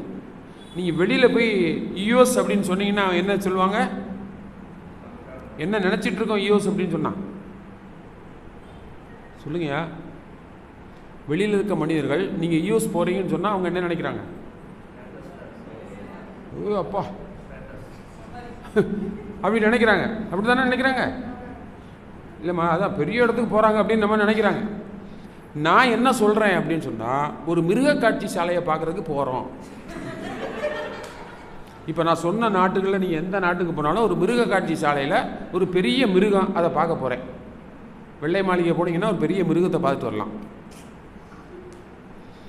ஏன்னா ராத்திரி தூங்கும்போது எவனை கொல்லலாம், காலையில் எழுந்திரிச்சு எவனை கொலை பண்ணலாம், இப்படி நினச்சிட்டு இருக்கவங்கள மிருகம் தானே. மிருகம் இல்லையா? இந்த ரோட்டில் புலி இப்போ வேகமாக போகுதுன்னா அது என்ன பண்ணும்? 2 பேரை அடித்து தானே கொல்லுது. அதே மாதிரி தானே இருக்குது. காலையில் எந்திரிச்சோன்னே எவனை 2 பேரை கொல்லலாம்னு நினைக்கிறான். ராத்திரி எத்தனை பேரை கொல்லாம்? அது எத்தனை பேரை கொள்ளலாம்? சாப்பாட்டுக்கு வழி இல்லாமல் காசால் போய் அந்த குழந்தைகள், அந்த பெண்கள் எல்லாரும் போய் வாங்கி இப்படி சாப்பாடு வாங்கிட்டு இருக்காங்க. மேலேருந்து குண்டு போட்டு காலி பண்ணுறான். உனக்கு என்ன மனசு, என்ன இருக்குது, என்ன அறம் இங்கே இருக்குது? இந்தியாவுக்கும் பாகிஸ்தானுக்கும் போர் வந்தது, இல்லைன்னு சொல்லலை. அவங்க இங்கே அடித்தாங்க, நம்ம திரும்ப போய் அடித்தோம். எவ்வளோ நாளில் முடிஞ்சுது? ஒரு வாரத்தில் சோழி முடிஞ்சது இல்லை. இதை நினச்சிருந்தா உள்ளே இறங்கி போகணும்னா போயிருக்கலாமா? போக முடியாது. போயிருக்கலாம், இருந்தாலும் போகலை. போயிருந்தால் என்னென்ன அழிவுங்கிறத நம்ம பார்த்துட்டு தான் இருக்கிறோம். இன்றைக்கி நேற்று பார்க்கல. அருட்தந்தை வேதாத்திரி மகிழ்ச்சி 2 உலக போரை சந்திச்சவர், சும்மா ஒன்றும் இல்லை. அவர் உள்ளத்தில் எழுந்த உலக சமாதானத்துக்கே இந்த 2 போரும் பெரிய காரணம். அப்போ இந்த உலக சமாதானம் எவ்வளவு விரைவில் வர வேண்டுமோ அவ்வளவு விரைவில் வரணும். இல்லைன்னா அந்த மிருக புத்தி கூடிடும். கூடிக்கிட்டு வருது, கொஞ்சம் கொஞ்சமாக கூடுது. இப்போ தொட்டு கூடுது பாருங்க. அப்போ மிருக குணத்திலேருந்து மனித குணத்துக்கு எவ்வளவு ட்ரை பண்ணி காட்டு மிராண்டியிலேருந்து இவ்வளோ தூரம் உட்காந்துருக்கோம். அப்போ அவங்களாம் எவ்வளவு அறத்தை பின்பற்றி தானே வந்திருப்பாங்க. யோசிச்சு பாருங்க. ஒரு உயிரை கொன்றாலே பாவம் என்று சொல்லக்கூடிய ஒரு வள்ளலார் வாழ்ந்த ஒரு பூமி, மகாவீரர் வாழ்ந்த பூமி, ஒரு பூச்சியை கூட கொன்றக்கூடாதுங்கிறதுக்காக அப்படியே லேசாக தூத்துட்டே போகிறாங்க. அதில் நடந்தால் 2 பூச்சி செத்து போயிடும். இப்படியெல்லாம் இந்த உலகம் அறத்தை நோக்கிய ஒரு நீண்ட பயணத்தில் வந்துட்டு இருக்குது. நீங்கள் பாட்டுக்கு ஒரு குண்டை போட்டு 1.5 லட்சம் பேரை காலி பண்ணுவீங்க. சின்ன சின்ன குழந்தைகளுக்கெல்லாம் காலி பண்ணுவீங்க. அது சாப்பாடு கேட்க அதை கொல்லுவீங்க. இதெல்லாம் பார்த்துக்கிட்டு நம்ம என்ன சும்மாவாக இருக்க முடியும்? என்ன செய்யலாம்னு மட்டும் சொல்லுங்கள். வாழ்க வளமுடன் அப்படின்னு வாழ்க்கை, வேற ஒன்றும் செய்ய முடியாது. ரௌத்ரம் பழகுனர் இல்லையா? கோபமாக வஞ்சி பார்த்தாச்சு, இவங்க கேட்க மாட்டுறாங்க. இனிமேல் என்ன பண்ணணும்? நல்லா அழுத்தமாக, இப்போ நான் சொன்னேன்ல அது மாதிரி தவத்தில் வாழ்க, எல்லாரும் சேர்ந்து வாழ்க வளமுடன் வாழ்க இப்படியே கத்தணும். வேறு வழியே இல்லை. பல்ல கடிச்சிட்டு வாழ்க வளமுடன் சொல்லணும். வீட்டில் போட்டாவுக்கு பூரா மாட்டி வச்சுக்க வேண்டியதான். புஷ்ஷு போட்டோ எவன் இருக்கான கொலகாரம் போட்டால் பூராவத்தையும் மாட்டி வச்சுக்கிட்டு ஒவ்வொருத்தரையா வாழ்க வளமுடன் வாழ்க வளமுடன் வாழ்க வளமுடன் அப்படின்னு வாழ்த்த வேண்டியதான். வேறு என்ன? சாமி போட்டு வாழ்த்து சொல்கிறார்ல, நான் சொல்லலை, புத்தகத்தை எடுத்து பாருங்கள். வாழ்த்தும் பயனும் இல்லை. உனக்கு ஒருத்தன் துன்பம் கொடுத்தால் அவன் போட்டாவை வைத்து வாழ்த்துன்னு சொல்கிறாரு. அதனால தான் சொல்கிறேன் போட்டா போடுங்கிறேன். என்னங்க? சிரிச்ச முகத்தோடு வாழ்த்துணுங்கிறது அதே கொஞ்சம் கஷ்டம். சிரிச்ச முகத்தோடு வாழ்த்துன்னு சொல்கிறாரு, அது ரொம்ப கஷ்டம். சரி, எப்படியா கொஞ்சம் கஷ்டப்பட்ட முகத்தோடையாவது வாழ்த்திடுவோம். வாழ்த்த சொல்லிட்டு சாமி சொல்லினா செஞ்சிடணும்ல. நான் வாழ்த்திட்டு தான் இருக்கிறேன். நீங்கள் வாழ்த்துறீங்களா வாழ்த்துறீங்க எனக்கு தெரியாது. உலகில் உள்ள பொறுப்புடைய தலைவரெல்லாம் உயிரறிவை உள்ளுணர்வாய் பெறுதல் வேண்டும் அப்படின்னு சொல்லும் பொழுதெல்லாம் இந்த சண்டை போட்ட ஆட்கள் முகத்தை எல்லாம் நினச்சி நான் வாழ்த்திக்கிட்டு தான் இருக்கேன். இல்லைன்னு நான் சொல்ல, நான் அப்படிலாம் பேசுகிறேன், ஆனால் வாழ்த்துறேன். டொனால்டு ட்ரம்ப் வாழ்க. சொல்லுங்க எல்லாரும் சொல்லுங்க. டொனால்டு ட்ரம்ப் வாழ்க வளமுடன். அப்புறம் உக்ரைன் அதிபர் ஜெலன்ஸ்கி, இஸ்ரேல் அதிபர் நெதன்யாகு, ஈரான் அதிபர் கோமேனி, இப்படி எல்லாத்தையும் வாழ்த்துங்க. என்ன வேற வழி இல்லை. என்னங்க வாழ்த்துனா கண்டிப்பாக திருந்துவாங்க. அதில் என்ன மாற்றம் இருக்குது? நல்ல இதில் என்னன்னு வாழ்த்தணும்? துரியந்தான் வாழ்த்து பூரா துரியந்தான். பற்றறிவில் இன்னும் வாழ்த்துனா செல்லாது. நல்ல துரியத்தில் நின்றீங்கன்னா கற்றறிவு. முற்றறிவு அவர் ஒருத்தலால் தான் முடியும். கற்றறிவு இன்னும் வாழ்த்தும், தப்பில்லை. ஏன்னா அறத்துக்கு புறம்பாக நடத்துகிறாங்க. சொன்ன மாதிரி தர்மத்தின் வாழ்வுதனை சூது கவ்வும் பொழுதெல்லாம் நான் வருவேன், மீண்டு வருவேன்னு சொன்னார் கீதையில் கண்ணன். அப்படி மீண்டு வந்த ஒரு வேதாத்திரி மகர்ஷி தான் இத்தனை வேதாத்திரை மகர்ஷிகளையும் உருவாக்கி வச்சிருக்கிறாங்க. நாம் அனைவரும் இணைந்து என்ன செய்யணும்? இந்த தர்மத்தை சூது கவி இருக்கிறது, அதை நாம் வாழ்த்தால்தான், வாழ்த்து என்ற ஏவுகணையால் மட்டுமே நீங்கள் அவர்களை வெல்ல முடியும். வேற ஏதாலையும் நீங்கள் வெல்ல முடியாது. வாழ்த்து தான். எல்லாரையும் வாழ்த்து, வேற வழி இல்லை. இந்த அறம் தழைக்க வேண்டும் என்று சொன்னால், இந்த தர்மம் பிழைக்க வேண்டும் என்று சொன்னால் இவர்களை வாழ்த்துவதை தவிர வேற வழி இல்லை. வழி இல்லை. இல்லறத்தில் கர்மயோகத்தை கடைபிடிக்கணும், சமுதாயத்திலும் கர்மயோகத்தை கடைபிடிக்க வேண்டும் என்று சொன்னால் இது போன்று வாழ்த்து அலைகளை என்ன செய்யணும்? பரவ விட்டு கொண்டே இருக்கணும். அதனால தான் டெய்லி காலையில் எழுந்திரிச்ச உடனே என்ன பண்ணுறாரு? ஒரு 10 தடவையாவது வாழ்க வையகம், வாழ்க வையகம், வாழ்க வளமுடன் அப்படின்னு வாழ்த்துங்கிட்டார். சரிதான்? சரி. இப்போ ஒரு இந்த கர்மயோகம் அப்படின்றது ஒரு எக்ஸ்ட்ராடனரி இல்லை, அது ஆர்டினரி தான். அதை எக்ஸ்ட்ராடனரி ஆக்கி வச்சுருக்குறோம். அதான் அதில் இருக்க முக்கியத்துவம். அது ஒரு ஆர்டினரியாக நடக்க வேண்டிய ஒரு மனிதனுடைய ஒரு சாதாரணமாக அவன் பின்பற்ற வேண்டிய ஒரு கடமைகள். அதான் ஒரு படத்தில் சொல்கிறப்ப சொல்லுவாங்க, லஞ்சம் வாங்காமல் இருக்கிறதே ஒரு பெரிய ஒரு புகழ்னு எல்லாரும் நினச்சிட்டு இருக்காங்க. வேலை செய்கிறதுக்கு உனக்கு தான் சம்பளம் கொடுக்குறான்ல, என்ன வாங்காமல் இருந்தால் அது ஒரு பெருமையா? இப்போ அப்படி ஆயிடுச்சு. ஒரு பைசா லஞ்சம் வாங்க மாட்டாங்க நல்ல மனுஷங்க. ஏன்னா சிலர் பலராயிட்டாங்க, பலர் சிலராயிட்டாங்க. அதான் பிரச்சனையே இல்லையா? லஞ்சம் வாங்குறவன் நிறைய இருக்கான், ஒரு ஆள் மட்டும் வாங்காதனால அவர் ரொம்ப பெரிய ஆள் நம்ம நினச்சிட்டு இருக்கிறோம். இத்தனை பேர் மத்தியில் அவன் மட்டும் க்ளீனாக இருக்கானே, பரவாயில்லையே அப்படின்னு நினச்சிட்டு இருக்காங்க. ஆனால் அப்படி தானே எல்லாரும் இருக்கணும், எல்லாரும் அப்படி தானே இருக்கணும். அதை யார் உணர்றாங்க? அதை உணரணும்ல. அங்கே என்ன பிழைக்கலை? அறம் பிழைக்கலையே. அங்கே சின்ன வயசுலேருந்தே அறத்தை சொல்லி கொடுக்கலையே. சின்ன பிள்ளைகள் நம்ம சாமி கண்ணை கெடுத்துவார், சாமி கண்ணை கெடுத்துவான்னு சொன்னாங்க, அதோட நின்று போச்சு, அவ்வளோதான். அதுக்கப்புறம் அறம் பிழைக்கலை, தர்மம் எல்லாம் ஒன்றும் இல்லையே, போச்சு, எல்லாம் போச்சு. நியாயம் மட்டும் இருக்குது, எல்லாத்துக்கும் ஒரு நியாயம் இருக்குது. இருக்கா? 800 கோடி பேர் இருக்காங்க, 800 கோடி பேருக்கும் நியாயம் இருக்குது. தர்மம் இருக்கா? அதில் இருக்கா? இல்லையே. நீங்கள் செய்கிறது உங்களுக்கு நியாயம், தர்மம்னா அது ஒன்று தான், அதை பின்பற்றுறது தான் கஷ்டம். நியாயத்தை, உங்கள் நியாயத்தை நீங்கள் வாட்டுக்கு வச்சுக்கலாம். ஆனால் தர்மத்தின் வழி நடக்கணும்னா இந்த ஒழுக்கம் இருக்கணும். நீங்கள் செய்கின்ற செயலில் ஒழுக்கம் இருக்கணும். அந்த ஒழுக்கம் தவறிய அந்த அறம் தான் பிழைக்காது. அப்போ தர்மம், அறம் இதெல்லாம் வேணுமா? கண்டிப்பாக வேணும். அதான் தர்மம் பிழைக்காது அப்படின்னு சொல்கிறதுக்கு ஒரு குறள். என்ன குறள் அப்படின்னு சொன்னால், எல்லாருக்கும் தெரிஞ்ச குறள் தான். நீரின்றி அமையாது உலகு, வானின்றி அமையாது ஒழுக்கம். அப்படின்னு என்ன அர்த்தம் சொல்லுங்க? தண்ணி இல்லைன்னா அந்த உலகம் இல்லை. ஏன்னா அந்த உலகம் தோன்றியதே நீர்லேருந்து தான் தோன்றியது. நீரின்றி அமையாது உலகு, வானின்றி அமையாது ஒழுக்கம். அப்படின்னா என்ன அர்த்தம்? வானின்றினா வான்னா என்னது? மழை. மழை இல்லைன்னா ஒழுக்கம் இல்லை. அப்படிங்கிறதுக்கு எங்கே போய் தேடுறது அப்படின்னு சொன்னால், ஒரு கிராமத்தில் ஒரு 4 பேர் சம்சாரிகள் உட்காந்து பேசிக்கிட்டு இருக்காங்க. ஒருத்தர் சொல்கிறான், போன வருஷம் பிறந்த மழை பெஞ்ச மாதிரியே ஒளி விட்டு போச்சுன்னா இந்த வருஷம் என்ன தான் செய்யுதுன்னு தெரியல, ஒரு ஆள் சொல்லுவார், என்னத்தையும் ஒளியாவது விட்டால் 4 பயிராவது போடலாம், இந்த விட்டம் அதுவும் பெய்யலைன்னா என்னன்னு தெரியலன்னா 3வது ஆள் சொல்கிறான், 4வது ஆள் சொல்கிறான், அதுவும் பெய்யலைன்னா பக்கத்து ஊரில் போய் சிட்டியில் போய் கொள்ளதே அடிக்கணும்ட்டேன். என்ன செய்யணும்? கொள்ளை அடிக்கணும், இல்லைன்னா திருடணும், இதான் செய்யணுன்றான். அப்போ வானின்றி பெய்யாது ஒழுக்கம். அந்த வான் பெய்யலைன்னா ஒழுக்கம் போச்சு, ஒழுக்கம் போச்சு. இதை எப்படி கொஞ்சம் மாற்றி கூட பேசலாம். ஒழுக்கம் இல்லைன்னா மழையும் பெய்யாதுன்னு சொல்லலாம். அப்படி சொல்லலாம்ல, சொல்லலாம்ல. தவத்துக்கு இன்னொரு அர்த்தம் ஒழுக்கம் இருக்கு தெரியுமா? தவம் செய்வார் தன் கர்மம் செய்வார் அப்படின்னு என்ன அர்த்தம்? அந்த கர்மத்தை ஒழுக்கத்தோடு செய்வாங்க. தவம் செய்கிறவங்க ஒழுக்கத்தோடு இருப்பாங்க. அவங்க செய்கிற செயலெல்லாம் எப்படி இருக்கும்? கரெக்டாக இருக்கும், ஒழுக்கமாக இருக்கும். அந்த குறளுக்கு அதான் அர்த்தம். மற்ற எல்லாரும் அவம் செய்வார்னு என்ன? ஒழுக்கக்கேடுகளை தான் செய்வாங்கன்னு அர்த்தம். அப்போ இந்த மக்களுக்கு நாம் கொண்டு போக வேண்டியது எது? ஒழுக்கம். அது முதல்ல யாருக்கு போகணுங்கிறத பவானி அறிவு திருக்கோயில் நல்லாவே உணர்ந்து, நானும் பார்க்குறேன், நிறைய ஐயா பதிவெல்லாம் போட்டு விட்றாரு.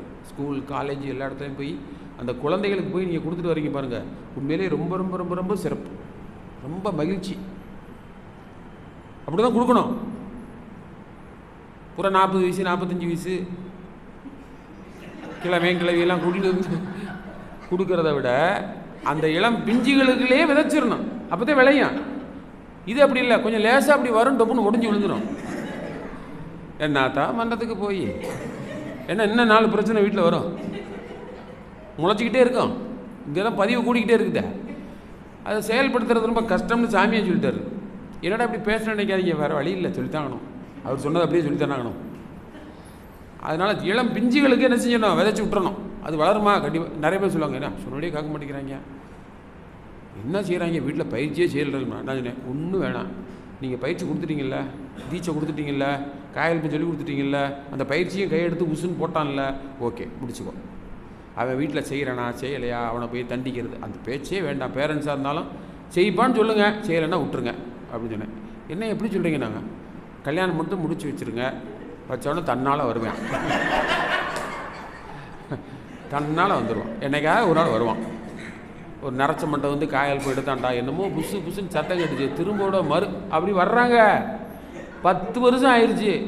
ஐயா மன்றம் எங்கே இருக்குது? நாகமலை அறிவு திருக்கோயில் நீங்கள் தானே ஐயா? அப்படின்னு. ஆமாம் நான் தான். என்ன இல்லைங்க, 10 வருஷம் ஆச்சு, சாமி மேலே பயிற்சி எடுத்தேன், இப்போ திரும்பவும் நான் எடுக்கணும். எல்லாம் முடிச்சிட்டிங்களா?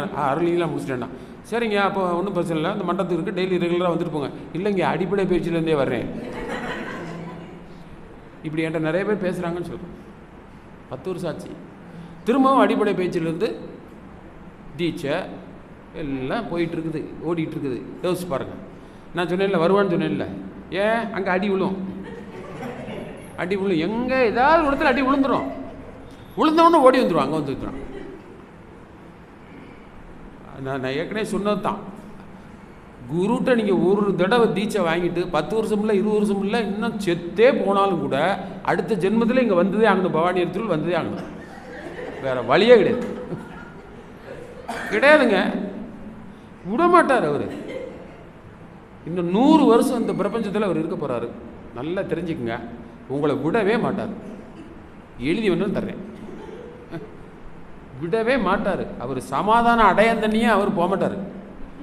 இந்த பவானி அறிவு திருக்கோயிலில் சாமி எங்கே எல்லாம் தவ மையங்கள் அறக்கட்டளைகள் அறிவு திருக்கோயில் இருக்கோ எல்லா இடத்துலையும் சூக்குவமாக இருக்கார். அவர் உங்களை விடவே மாட்டார். அடுத்த ஜென்மத்திலையும் உங்களை விடாமல் துரத்தி வந்து உங்களுக்கு அந்த இறை ஞானம் கொடுக்காமல் போக மாட்டார், போக மாட்டார். கான்ஃபிடெண்ட்டாக சொல்கிறேன். அதனாலேயே நான் இப்போ என்னுடைய எண்ணத்தை மாற்றிக்கிட்டேன். பிறவாமை வேண்டும் அப்படின்னு சொல்லக்கூடியதுலேருந்து நான் கொஞ்சம் மாற்றிக்கிட்டேன்.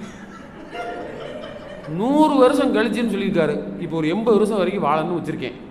68 வயசு ஆச்சு. இன்னொரு 12 வருஷம் ஓட்டிடணும், எப்படியாவது நொண்டியாவது ஓட்டிடணும். சாமிக்கு ஏதாவது சர்வீஸ் பண்ணிவிட்டு ஓட்டிடணும். அதுக்கப்புறம் செத்துடணும், திரும்ப பிறக்கணும்.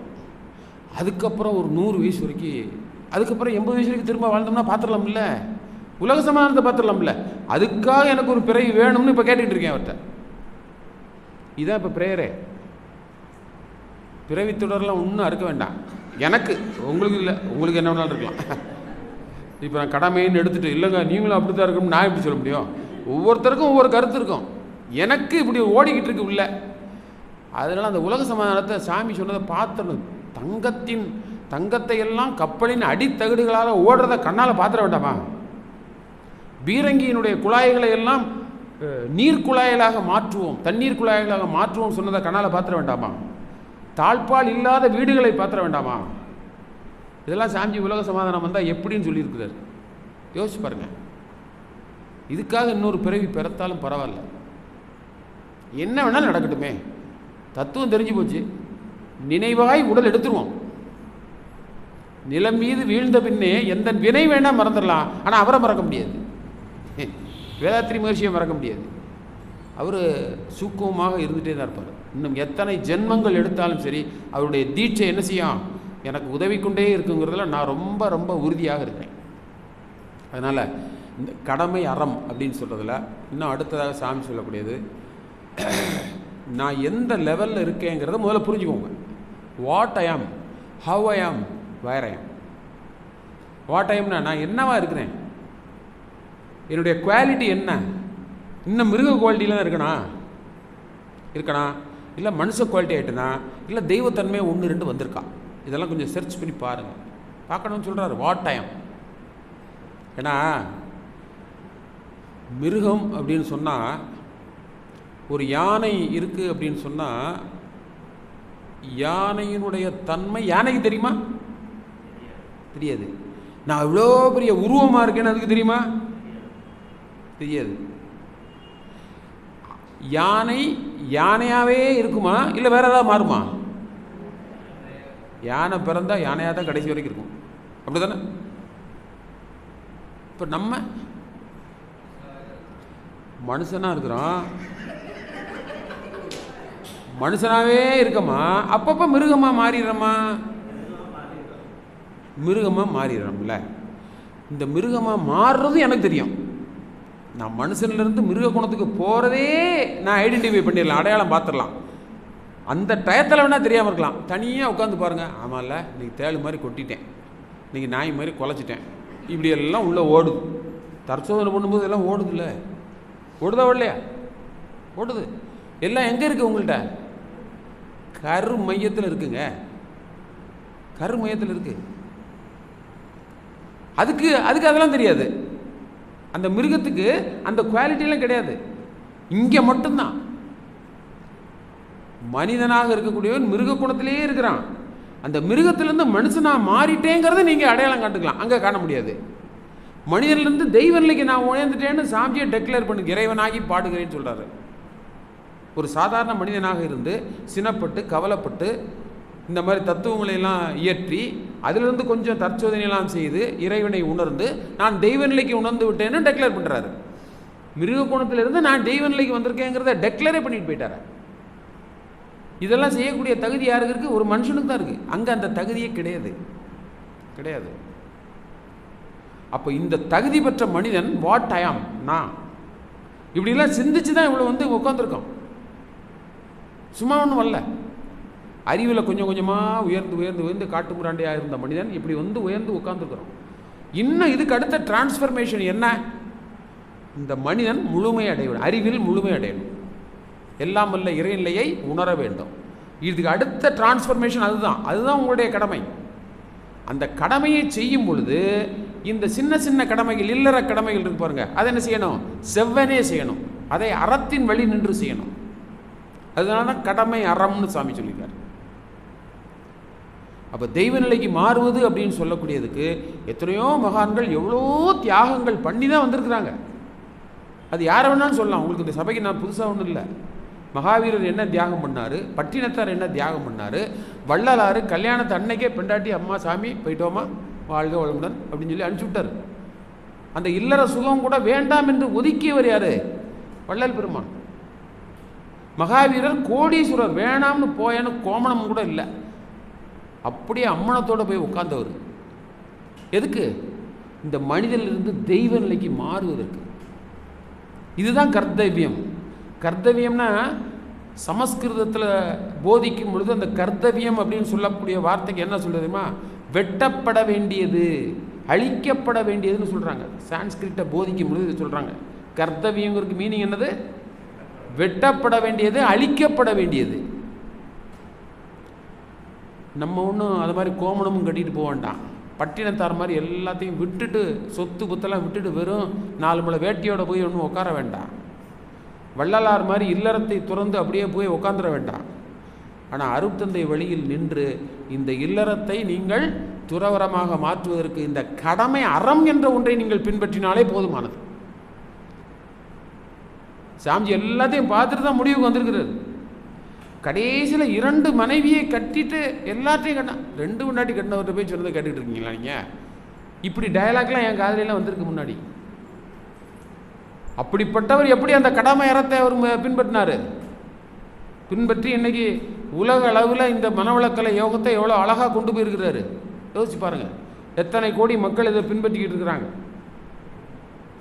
அப்போ அதெல்லாம் நம்ம சிந்தனை செய்து பார்க்கணும். இதுக்காக அவர்கள் எவ்வளோ பெரிய, சும்மா ஒன்றும் இல்லை, மனிதன் தெய்வ நிலைக்கு மாறணும் அப்படின்னு சொன்னால் இந்த மனம் என்பது எப்படி வைத்துக்கொள்ள வேண்டும்? லகுவாக வச்சுக்கணும், ஈஸியாக வச்சுக்கணும், லேசாக வச்சுக்கணும். அதுக்கு என்ன செய்யணும்? ஒவ்வொன்றுக்கும் ஒவ்வொரு பயிற்சி. இன்னும் ரொம்ப கேட்டிங்கன்னா ஒவ்வொரு உறுப்புக்கும் ஒவ்வொரு பயிற்சி கொடுத்து போயிட்டார். நீங்கள் லகுவாக வச்சுக்கணுங்கிறக்காக இல்லையா? அப்போ ஈஸியாக அந்த உடலை வச்சுக்கணும், மனமும் ரொம்ப லேசாக இருக்கணும், லகுவாக இருக்கணும், உயிர் லேசாக இருக்கணும், அதுக்கு ஒரு பயிற்சி. இதெல்லாம் கொடுத்து தெய்வ நிலைக்கு போகணும்னா இதெல்லாம் கண்டிப்பாக செய்யணும். சும்மா லேசாலாம் கிடைச்சிடாது. இந்த உலகத்தில் நீங்கள் இந்த அறம் அப்படிங்கிறத நீங்கள் வெளியில் போய் சொன்னீங்கன்னா சிரிப்பாங்க. பிழைக்க தெரியாமல் இருக்கேன் நான். அதான் நான் ஒரு வார்த்தை அடிக்கணும். பிழைக்க தெரியாததுன்னா இந்த பக்கம் பார்த்தீங்கன்னா என்ன அர்த்தம்? எதுலேருந்து பிழைக்கிறீங்க? நான் பிழைச்சிட்டேங்க அப்படின்னு சொன்னால் உங்களுக்கு என்ன நடந்திருக்கங்க?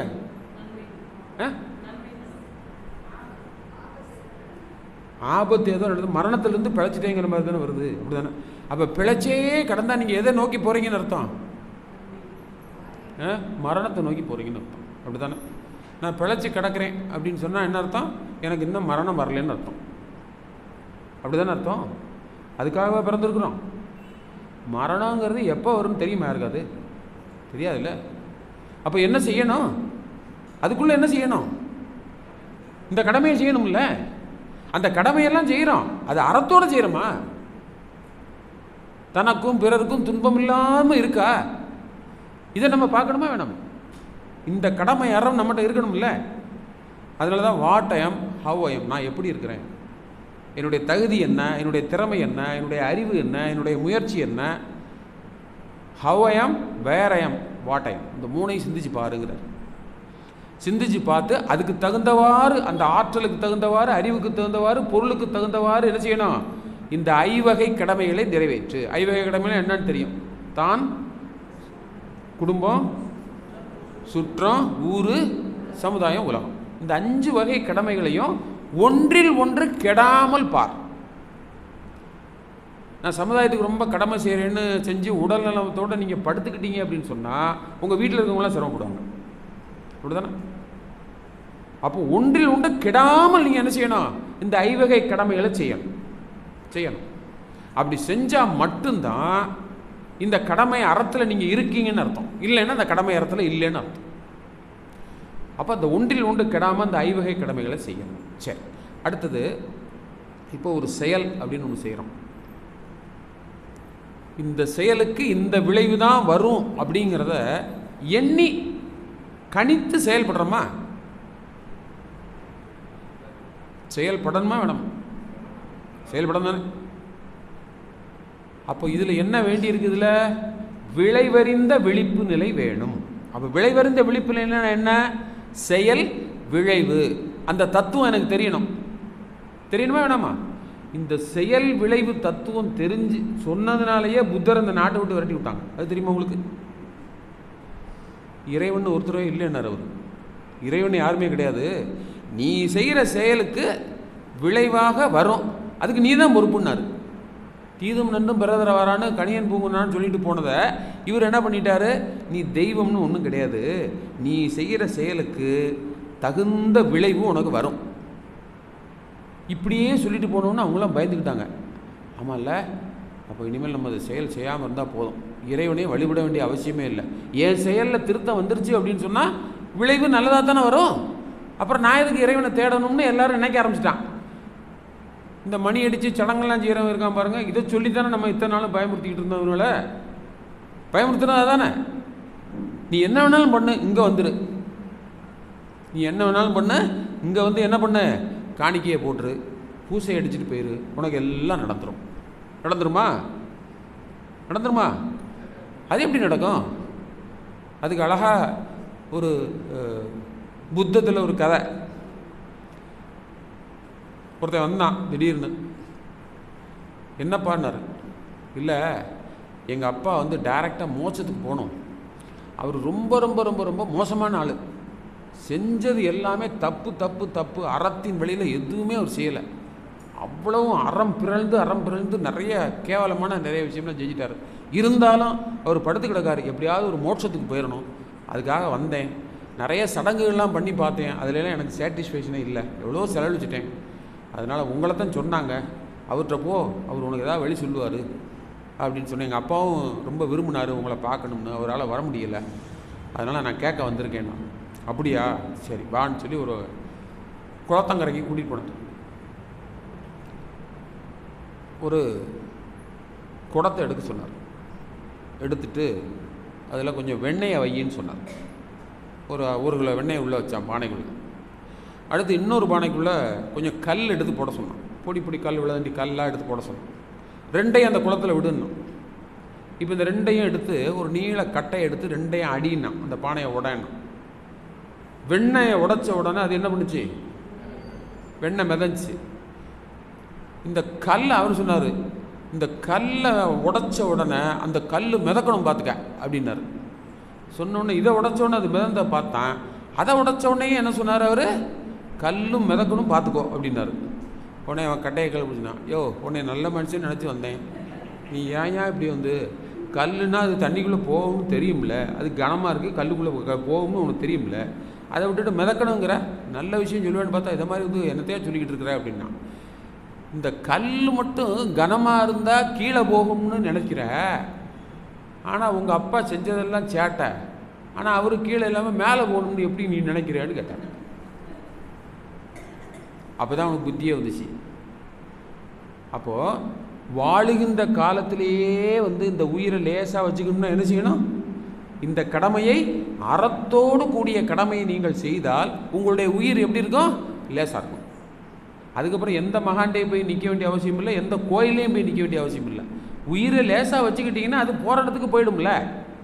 எதுக்கு போய் கண்டே போய் நம்ம போய் கேட்டுக்கிட்டு இருக்கணும், கேட்க வேண்டிய அவசியமே இல்லையா.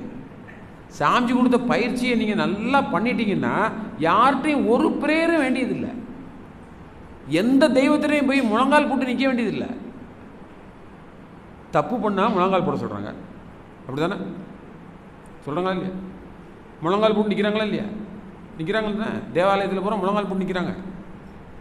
நம்ம இதில் என்ன பண்ணுறோம், அங்கேயாவது முழங்கால் பண்ணிட்டான், இங்கே என்ன பண்ண, டமால் விழுந்துரு, கீழே விழுந்துருங்க, விழுந்து மண்டை உடைச்சிக்கோ, பழி பீடம் அங்கே உடைச்சிட்டு போங்கிறான். எங்கேயும் போய் நிற்க வேண்டியதில்லை. குருமகான் சொன்ன இந்த அறவழியை நீங்கள் பின்பற்றினால் எந்த இடத்துலையும் போய் கையேந்தி நிற்க வேண்டிய அவசியம் நமக்கு இல்லை. இறைவன் நம்மை அப்படி படைக்கவில்லை. ஒரு உயிரை உற்பத்தி செய்வதற்கு முன்னாலேயே அதற்கு வேண்டியது எல்லாத்தையும் அந்த அருட்பேராற்றல் எல்லாம் ஏற்பாடு பண்ணி வைத்து விட்டு தான் நம்மளை படைச்சிருக்குது. நாம் போய் யார்கிட்ட போய் கெஞ்சிக்கிட்டு நிற்க வேண்டியிருக்கு, ஒருத்தரையும் நீங்கள் கெஞ்சவே வேண்டியதில்லை. நீங்கள் இந்த அறவழியில் மட்டுமே வாழ்ந்தால் மட்டும் போதுமானது. அதுக்கு நமக்கு என்ன தெரியணும், அறம்னா என்னன்னு தெரியணும், கடமைன்னா என்னன்னு தெரியணும், அவ்வளோதான். இந்த கடமையை அறத்தோடு கூடிய கடமையாக நீங்கள் செய்தால் போதுமானது, வேற எதுவுமே தேவையில்லை. அப்போ கடமை அறம் சொல்கிறதுல செயல் விளைவு என்ன, விழிப்புணர்ந்த செயல் இருக்கணும், விளைவறிந்த விழிப்புணர்வு. விழிப்புணர்வுன்னு சொல்கிறதுலே சாமி இன்னொரு வார்த்தையை சேர்த்து போடுறாங்க, அயரா விழிப்பு நிலை. எப்பொழுதும் ஜாக்கிரதையாக இருக்கும். நான் ஏற்கனவே சொல்லியிருக்கேன், ஜாக்கிரதையாக இருக்கிறதுனா கொஞ்சம் கஷ்டம், அப்படி தானே? படியில் இறங்கும் பொழுது எப்படி இறங்கி போகணும்? ஜாக்கிரதை இறங்கி போகணும்ல. அது கஷ்டம் தானே. ஒவ்வொரு படியும் பார்த்து பார்த்து கரெக்டாக வைக்கணும். நம்ம பாட்டுக்கு இஷ்டத்துக்கு இப்படி போனால் தடிக்க விழுந்துருவோம்ல. ஒரு விழிப்பு நிலை இல்லை அதில். அப்போ அயரா விழிப்பு நிலைன்னா அதுக்கு சான்ஸ்கிரிட் வேர்டு என்ன? ஜாக்கிரதையாக இருக்கு. வெளியில் மிருகங்களையெல்லாம் பார்த்து ரொம்ப ஜாக்கிரதையாக இருப்போம். நாய் வருதுன்னா என்ன பண்ணிடுவோம்? ஒரு குச்சியை கூட எடுத்துகிட்டு போவோம், கொஞ்சம் ஓரமாக போயிடுவோம். மாடு வருதுன்னா கொஞ்சம் பயமாக இருக்குது, முட்டிரும்னா என்ன செய்வோம்? கொஞ்சம் ஒதுங்கி போயிடலாம். இப்படியெல்லாம் ஒவ்வொரு மிருகத்தையும் பார்த்து நம்மளை கடிச்சிருமோ, முட்டிருமோ, இப்படியெல்லாம் குதறிடுமோ, இப்படியெல்லாம் மிருகத்தை பார்த்தெல்லாம் ஒரு அடையாளம் இருக்கா இல்லையா? ஆனால் என் உடனேயே இருக்கக்கூடிய சக மனிதர்களை நீங்கள் பார்த்து அடையாளம் காண முடியுமா? அவங்க என்ன செய்வாங்கன்னு உங்களுக்கு தெரியுமா? தெரியாது. சரி, அவங்க தான் என்ன செய்வாங்க என்னன்னு தெரியாது. நீங்கள் என்ன செய்வீங்கன்னா உங்களுக்கு தெரியுமா? எந்நேரம் என்ன செய்வோம்னே நமக்கு தெரியாதுல்ல. தெரியணும்னா என்ன செய்யணும்? இவர் சொன்னதை பின்பற்றணும். அப்போ ஒரு செயல் செய்யறதுக்கு முன்னால இந்த விளைவு தான் வரும் என்று எண்ணி கணித்து என்ன செய்யணும்? விளைவை எண்ணி கணித்து செயல் புரிய வேண்டும். அது எப்போ வரும்? கொஞ்சம் அடியெல்லாம் பட்டு மிதியெல்லாம் பட்ட பிறகு தான் வரும். உடனே எல்லாம் வராது. உடனே வந்துருமா? அதெல்லாம் வராது. அப்போ ஒவ்வொரு செயல் செய்யும் பொழுதும் இதற்கு ஒரு விளைவு வருது. அந்த விளைவு எனக்கு நன்மையா தீமையா? அப்போ இந்த செயலை செஞ்சால் எனக்கும் நன்மை இருக்கும், மற்றவங்களுக்கும் நன்மை இருக்கும். எனக்கும் தீமையாக இருக்குது, அடுத்தவங்களுக்கும் தீமையாக இருந்தால் அந்த செயலை நான் என்ன செய்யக்கூடாது. இவ்வளோதான், சிம்பிள் வேலை, அவ்வளோதான். நன்மை இருக்கா செஞ்சுருங்க, தப்பு இல்லை. அப்போ நன்மை தராத தீமை தரக்கூடிய செயல்களை எல்லாம் தவிர்த்து விட்டு விளைவு நல்ல விளைவாக வரும்படியான செயல்களை நான் என்ன செய்யணும்? செய்வதற்கு முதல்ல விருப்பப்படணும். அடுத்தவங்கள்ட்ட இருந்து வாங்கிட்டே இருக்குன்னு நினைக்கக்கூடாது. அடுத்தவர்களுக்கு கொடுத்து கொண்டே இருக்க வேண்டும் என்ற எண்ணத்தை நாம் வளர்த்து கொண்டே இருக்கணும். நீங்கள் அப்படி வளர்த்து கொண்டே இருந்தால் உங்களுக்கு வர வேண்டியது ஸ்டாப்பே ஆகாது, வந்துட்டே இருக்கும். இந்த பக்கம் வரும், இந்த பக்கம் கொடுக்கணும், இந்த பக்கம் வரும், இந்த பக்கம் கொடுத்துட்டே இருப்பீங்க. செஞ்சு வேணால் பாருங்கள், கொடுத்து வேணால் பாருங்கள், வருதா இல்லையான்னு பாருங்கள். கண்டிப்பாக வரும். நான் அனுபவிச்சுட்டு தான் இருக்கேன். கொடுத்து மட்டும் பாருங்கள், அது வந்துகிட்டே இருக்கும். இறைக்க ஊறிக்கொண்டே தான் இருக்கும் தண்ணி. அங்கே மட்டும் ஊறாது, இங்கேயும் ஊறும். நீங்கள் கொடுப்பதற்கு மட்டும் தயாராக இருந்தால் போதும். எடுப்பதற்கு வேண்டான்னு சொல்லிடணும். வேணாங்க, இருக்கிறதே நிறைவாக இருக்கிறேன், எனக்கு போதும் அப்படி சொல்லிட்டா போதும் இல்லையா? அப்போ அறத்தோடு கூடிய அந்த கடமை, அதுதான் என்னது? கடமை, அறம். அப்போ செயல் விளைவு. அப்போ செயல் விளைவுனா என்ன? நல்லா தெரியும் நமக்கு. ஒரு செயல் செய்தால் ஒரு விளைவு கண்டிப்பாக வரும். இந்த செயலில் விளைவாக வருவது யார் அப்படிங்கிறது நமக்கு தெரியும். யார் வர்றா? இறை ஆற்றல் தான் விளைவாக வருது. செயலில் இறைவன் இருக்கானா? அங்கேயும் இருக்கான். ஏன்? விளைவினுடைய வினைவு பல தொக்கி நிற்கும். அந்த விளைவிலையும் ஏற்கனவே செய்த வினை தொக்கி நிற்குது. அதனால தான் நீங்கள் அதை செய்கிறீங்க. இதை செஞ்சால் இன்னொரு வினை வருமா? வரும். இந்த வினை செஞ்சால் இன்னொரு விளைவு வருமா? வரும். அது அப்படியே தொக்கி நிற்கும் அப்படின்னு சொல்கிறார். அந்த தொக்கி நிற்கிறதுக்கு ஒரு உதாரணம் முன்னால் சொல்லியிருப்பார் போல சாமி. இந்த கரித்துண்டம் போட்ட மாதிரி தொக்கி நிற்கும்னு சொல்லுவார். கரித்துண்டம் என்ன பண்ணுவான்? இந்த உப்பு கண்டம் போட்டு தொங்க விடுவாங்க பாருங்கள், அது மாதிரி தொக்கி நிற்கும்னு சொல்லுவார். எடுத்து எண்ணெய்க்கு பொறிச்சு விடுன்னு தெரியாது, அப்படி தொக்கி நிற்கும். வினையினுடைய விளைவு போல தொக்கி நிற்கும். விளைவுக்குள்ளேயும் வினை இருக்கும், வினைக்குள்ளேயும் விளைவு இருக்கும். இதை கணிச்சு செய்யணும். நம்ம செஞ்சால் அதுதான் செயல் விளைவு. செயல் உங்களுது தான், ஆனால் விளைவு யாருது? உங்களுது இல்லை. காலையில் நல்லா சாப்பிட்டது உங்களுடைய வேலை. அதை 7 தாதுவாக மாற்றியது யாருடைய வேலை? உள்ள தானாக தான் நடக்குது. காலையில் மலம் வெளியில் போகிறது நீங்கள் டிசைட் பண்ணுறதா? சாப்பிட்றது மட்டும்தானே உங்கள் வேலை. அதை முந்தி வெளியில் காலையில் 6 to 7 வெளியில் தள்ளுறது யாருடைய வேலை? உள்ள ஒரு நாடி அதுக்குன்னு இருக்குது. 10 தச நாடிகளில் ஒரு நாடி இருக்குது. அந்த நாடி தான் வெளியில் தள்ளு. உங்கள் குழந்தையெல்லாம் வெளியில் தள்ளுற வேலையை பார்க்குறது ஒரு நாடி. நீங்கள் வெறும் முக்க மட்டும்தான் செய்யலாம். ஆனால் அது என்ன செய்யும்? தன்னால் வெளியில் தள்ளுறதுக்கு ஒரு நாடி இருக்குது. இந்த கண்ணை இமைப்பதற்கு ஒரு நாடி இருக்குது. எச்சியை முழுங்கிறதுக்கு ஒரு நாடி இருக்குது. இதெல்லாம் வேலை செய்கிறது யார் வேலை செய்கிறா? நீங்களா? இந்த செயல்லாம் யாருடைய செயல்? மொத்தத்தில் எல்லாம் அவனுடைய செயல்னு சொல்லி வச்சுட்டாங்க. எல்லாம் அவன் செயல்னு சொல்லி வச்சுட்டான், முடிஞ்சுது. நம்ம செயல், என் செயலாவது வேறொன்றும் இல்லை, எல்லாம் தேவனுடைய செயல் தான் நடந்துட்டு இருக்குது. அப்போ செயலே அவன் தான் நடத்திட்டு இருக்கான்னு சொல்றது டோட்டல் சரணாகதி. நான் தான் செய்கிறேன் அப்படின்னு நினைச்சா இந்த விளைவை கணித்து நீங்க செயல் செய்யணும், அது ரொம்ப முக்கியம். அதனால தான் இந்த ஆன்மீகத்துக்குள்ள உள்ள வந்துட்டீங்க, இறைவனை உணர்வதற்கான ஒரு பெரிய முயற்சியில் நீங்க இருக்கிறீங்கன்னா என்ன பண்ணணும்?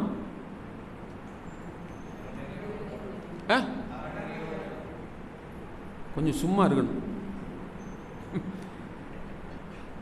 செயலையும் தேவைகளையும் எவ்வளவுக்கு எவ்வளவு குறைச்சிக்கிறீங்களோ அவ்வளவுக்கு எவ்வளவுக்கு உங்களுக்கு என்ன வராது? விளைவு வராது, வினை வராது. செய்கிற அந்த கொஞ்சம் செயலையும் எப்படி செய்யணும்? அறத்தோடு செய்யணும். இதுதான் அதில் இருக்க முக்கியம். கொஞ்சம் செயல் தான் செய்யணும். 4 இட்லின்னா 2 இட்லி தான் சாப்பிடணும். சாப்பிட்டீங்கன்னா அந்த 2 இட்லிக்குள்ள வினை வராது, இந்த 2 இட்லிக்குள்ள இது. ஆனால் இந்த வினையை கூட்டலாம். எந்த வினையா? இந்த தவம் செய்கிறது, இந்த காயகல்பம் செய்கிறது, இதெல்லாம் கூட்டலாம். நம்ம எதை கூட்டிகிட்டு இருக்கோன்னு உங்களுக்கு தான் தெரியும், எனக்கு தெரியாது. எதை கூட்டுறீங்கன்னு பாருங்கள். செயலை குறைச்சிக்கிட்டே வரணும். அப்போ தான் என்ன செய்யாது? விளைவு ரொம்ப வராது, ரொம்ப கம்மியாக வரும். அவ்வளோதான், கம்மியாக வரும். எது வேணும்ன்ற நம்ம தான் முடிவு பண்ணணும். அப்போ செயல் விளைவுங்கிறது ரொம்ப ரொம்ப ரொம்ப முக்கியம். சயின்ஸும் அதான் சொல்லுது, for every action there is and opposite and equal reaction சொல்லுது இல்லையா? அப்போ அதே மாதிரி தான் என்ன செயல் செஞ்சாலும் அதுக்கு ஏற்ற விளைவு கண்டிப்பாக வந்துடும். அதுலேருந்து தப்பெல்லாம் முடியாது. அப்படி தப்பிடலான்னு சொல்லிட்டு நடக்கக்கூடியதை பக்தியாக மாற்றிட்டாங்க. இப்போ நீ என்ன வேணாலும் பண்ணிக்கோ, இங்கே வா, நான் உனக்கு யாகம் பண்ணுறேன், அதை பண்ணுறேன், இதை பண்ணுறேன், ஏதாவது ஒன்று சொல்லி அதில் அளவே இல்லை. இந்த கல் மோதிரம் போட்டுக்கோ, 9 கல் மோதிரம் போட்டுக்கோ, பஞ்சபூதங்களும் அப்படியே நீ சொன்னோடைய கேட்கும், பஞ்ச நவ கோள்களும் ஓன் சொன்னோடைய கேட்கும். இப்படியெல்லாம் ஒரு மோதிரம், கல் மோதிரத்துக்கு அது உட்காந்துருக்குது பாவம். அது எத்தனை கோடான கோடி அணுக்களின் கூட்டம், எல்லாம் உள்ள இறையாற்றலின் சூழ்ந்தெழுத்து மாற்றல் அது சுற்றிக்கிட்டு இருக்கு. அதுலேருந்து வரக்கூடிய ரேஸ் வந்து நீ ஓடுற 9 கல்லுலையா வந்து இங்கே வந்து உனக்கு சொருகிட்டு வந்து நிற்க போகுது.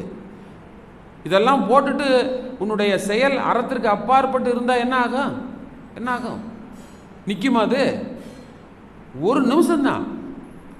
அந்த இறையாற்றல் உங்களை ஊதி விட்டு போயிடும், கிட்டையிலே நிற்கவே முடியாது.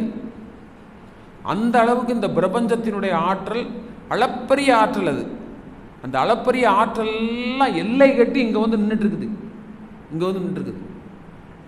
இந்த மனிதனால் சாதிக்க முடியாதது எதுவுமே இல்லை, எதுவுமே இல்லை. அதை அறத்தோடு கூடிய விஷயமாக நீங்கள் சாதிக்கணும். அதை சயின்ஸ் ஓரளவு பண்ணிகிட்டு இருக்கிறாங்க. அதிலிருந்து வரக்கூடிய பொருட்களை இவங்க எடுத்து அறத்திற்கு அப்பாற்பட்டு பயன்படுத்திட்டு இருக்காங்க. இது என்னமோ அது வேற விஷயம். பட் விஞ்ஞானம் அப்படின்னு எடுத்துட்டா, ஞானம் அப்படின்னு ஒரு வார்த்தை அந்த இடத்துல வந்தாச்சு. கண்டிப்பாக அவர்கள் அந்த விண்ணை நோக்கிய ஒரு பயணத்தில் ஞானத்தில் தான் இருக்கிறாங்க. அவர்கள் செய்யக்கூடிய அந்த விஞ்ஞானிகள் செய்யக்கூடிய அத்தனை செயல்களும் இந்த மனித குலம் தலைப்பதற்காகத்தான் அவங்க எடுத்து கொடுத்துருக்காங்க. தலைச்சிக்கிட்டே வருதான்னா வரத்தான் செய்யுது. அதில் இவங்க அந்த துன்பத்தை விளைவிக்கக்கூடியது அவர்களே தானே தேடிக்கொள்கிறார்கள் விஞ்ஞானத்தின் மூலமாக. அதில் கர்மயோகம் இல்லை, அவங்க அதில் கர்மயோகமாக தான் இருக்கிறாங்க. அந்த விண்ணை பற்றிய ஞானத்தை எப்படியாவது கண்டுபிடிச்சி இந்த மக்களுக்கு நம்ம சொல்லிடணுங்கிறதுல அவர்கள் உடல் பொருள் ஆவி எல்லாத்தையும் உருக்கி தான் அவங்க என்ன. அந்த அம்மாவுக்கு சும்மா தேவையில்லாம் 9 மாதம் அங்கே போய் கடந்துட்டு வருது அந்த அம்மா. என்னம்மா சுனிதா வில்லியம்ஸ், அதுக்கு என்ன தேவை இருக்குது? நம்மளை மாதிரி தான் கீழே வந்தால் 4 இட்லியை சாப்பிட்டு தான் பேசாமல் இருக்குது. அங்கே போய் 9 மாதம் யாருக்காக போய் உட்காந்துட்டு இருக்கு? யாருக்காக உட்காந்துச்சு? இந்த மனித குலத்தில் ஏதாவது ஒன்று இந்த பிரபஞ்சத்துலேருந்து கண்டுபிடிச்சி கொடுத்துட மாட்டோமா அப்படின்னு தானே எல்லா தொல்லைகளையும் பொறுத்து தானே. யோசிச்சு பாருங்கள், ஒரு அம்மா 9 மாதம் அங்கே இருந்து நம்ம அவங்க சாப்பிட்ற ப்ரெட்டாக இருந்தாலும் கூட சரி, அந்த மோஷன் ஒழுங்காக போக முடியாமல், சாப்பாடு ஒழுங்காக இல்லாமல், ஒரு லேடியாக இருக்கிறதுனால என்னென்ன துன்பங்கள்லாம் இருக்கும், இது எல்லாத்தையும் சகிச்சுட்டு அந்த அம்மா ஒரு 9 மாதம் அங்கே உட்காந்துருக்காங்கன்னா இது கர்ம யோகமா இல்லைன்னா வேற என்னது? சகிச்சுக்கிட்டு உட்காந்துருக்காங்களே, சகிப்புத்தன்மைன்னு சொல்கிறோம்ல, அதை சகிச்சுட்டு உட்காராங்க பாருங்க. நம்ம ஈஸியாக அங்கே உட்காந்து அதை பார்த்துட்டு வெறும் கிளாப் பண்ணிட்டு விட்டுட்டோம். ஆனால் அந்த அம்மா எவ்வளோ கஷ்டப்பட்டு அந்த இடத்துல உட்காந்துட்டு இன்றைக்கி கீழே வந்து இறங்கி வந்துருக்குது. அப்போ விஞ்ஞானிகள் அப்படின்னு சொல்லும் பொழுது அவர்கள் ஒரு கர்ம யோகி. மெஞ்ஞானிகள் என்னது?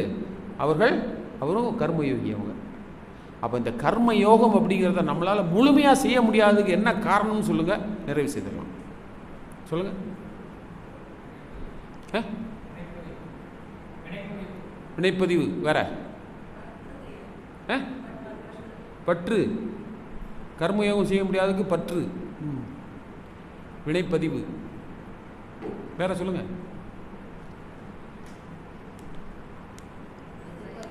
என்னம்மா? எதிர்பார்ப்பு. ஏமா? செயல் விளைவு அறியாமை இல்லாம. ஃபைனலாக ஒன்று என்னம்மா? அறத்தை பின்பற்றாமை. சரி, இல்லை நானும் அதை தான் கேட்குறேன். அந்த அறத்தை பின்பற்றாமல் இருக்கிறதுக்கு என்ன காரணம்னு கேட்டேன். மனம் மனம் இல்லாமை. மனம் இல்லைன்னா நீங்கள் இறைவனை மாறிடுவீங்க.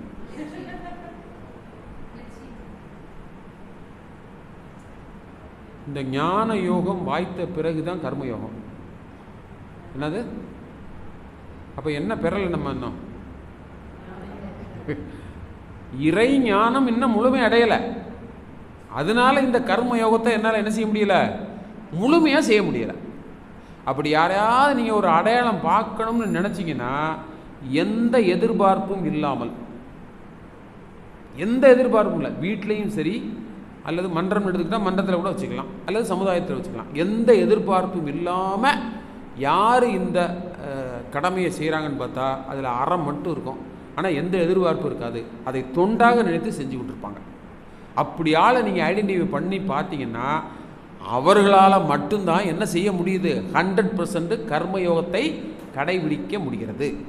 மற்றவங்கெல்லாம் அப்பப்போ கர்மயோகத்தில் நிற்கிறோம், அறத்தில் நிற்கிறோம், அப்பப்போ அறம் தவறி போயிடுது.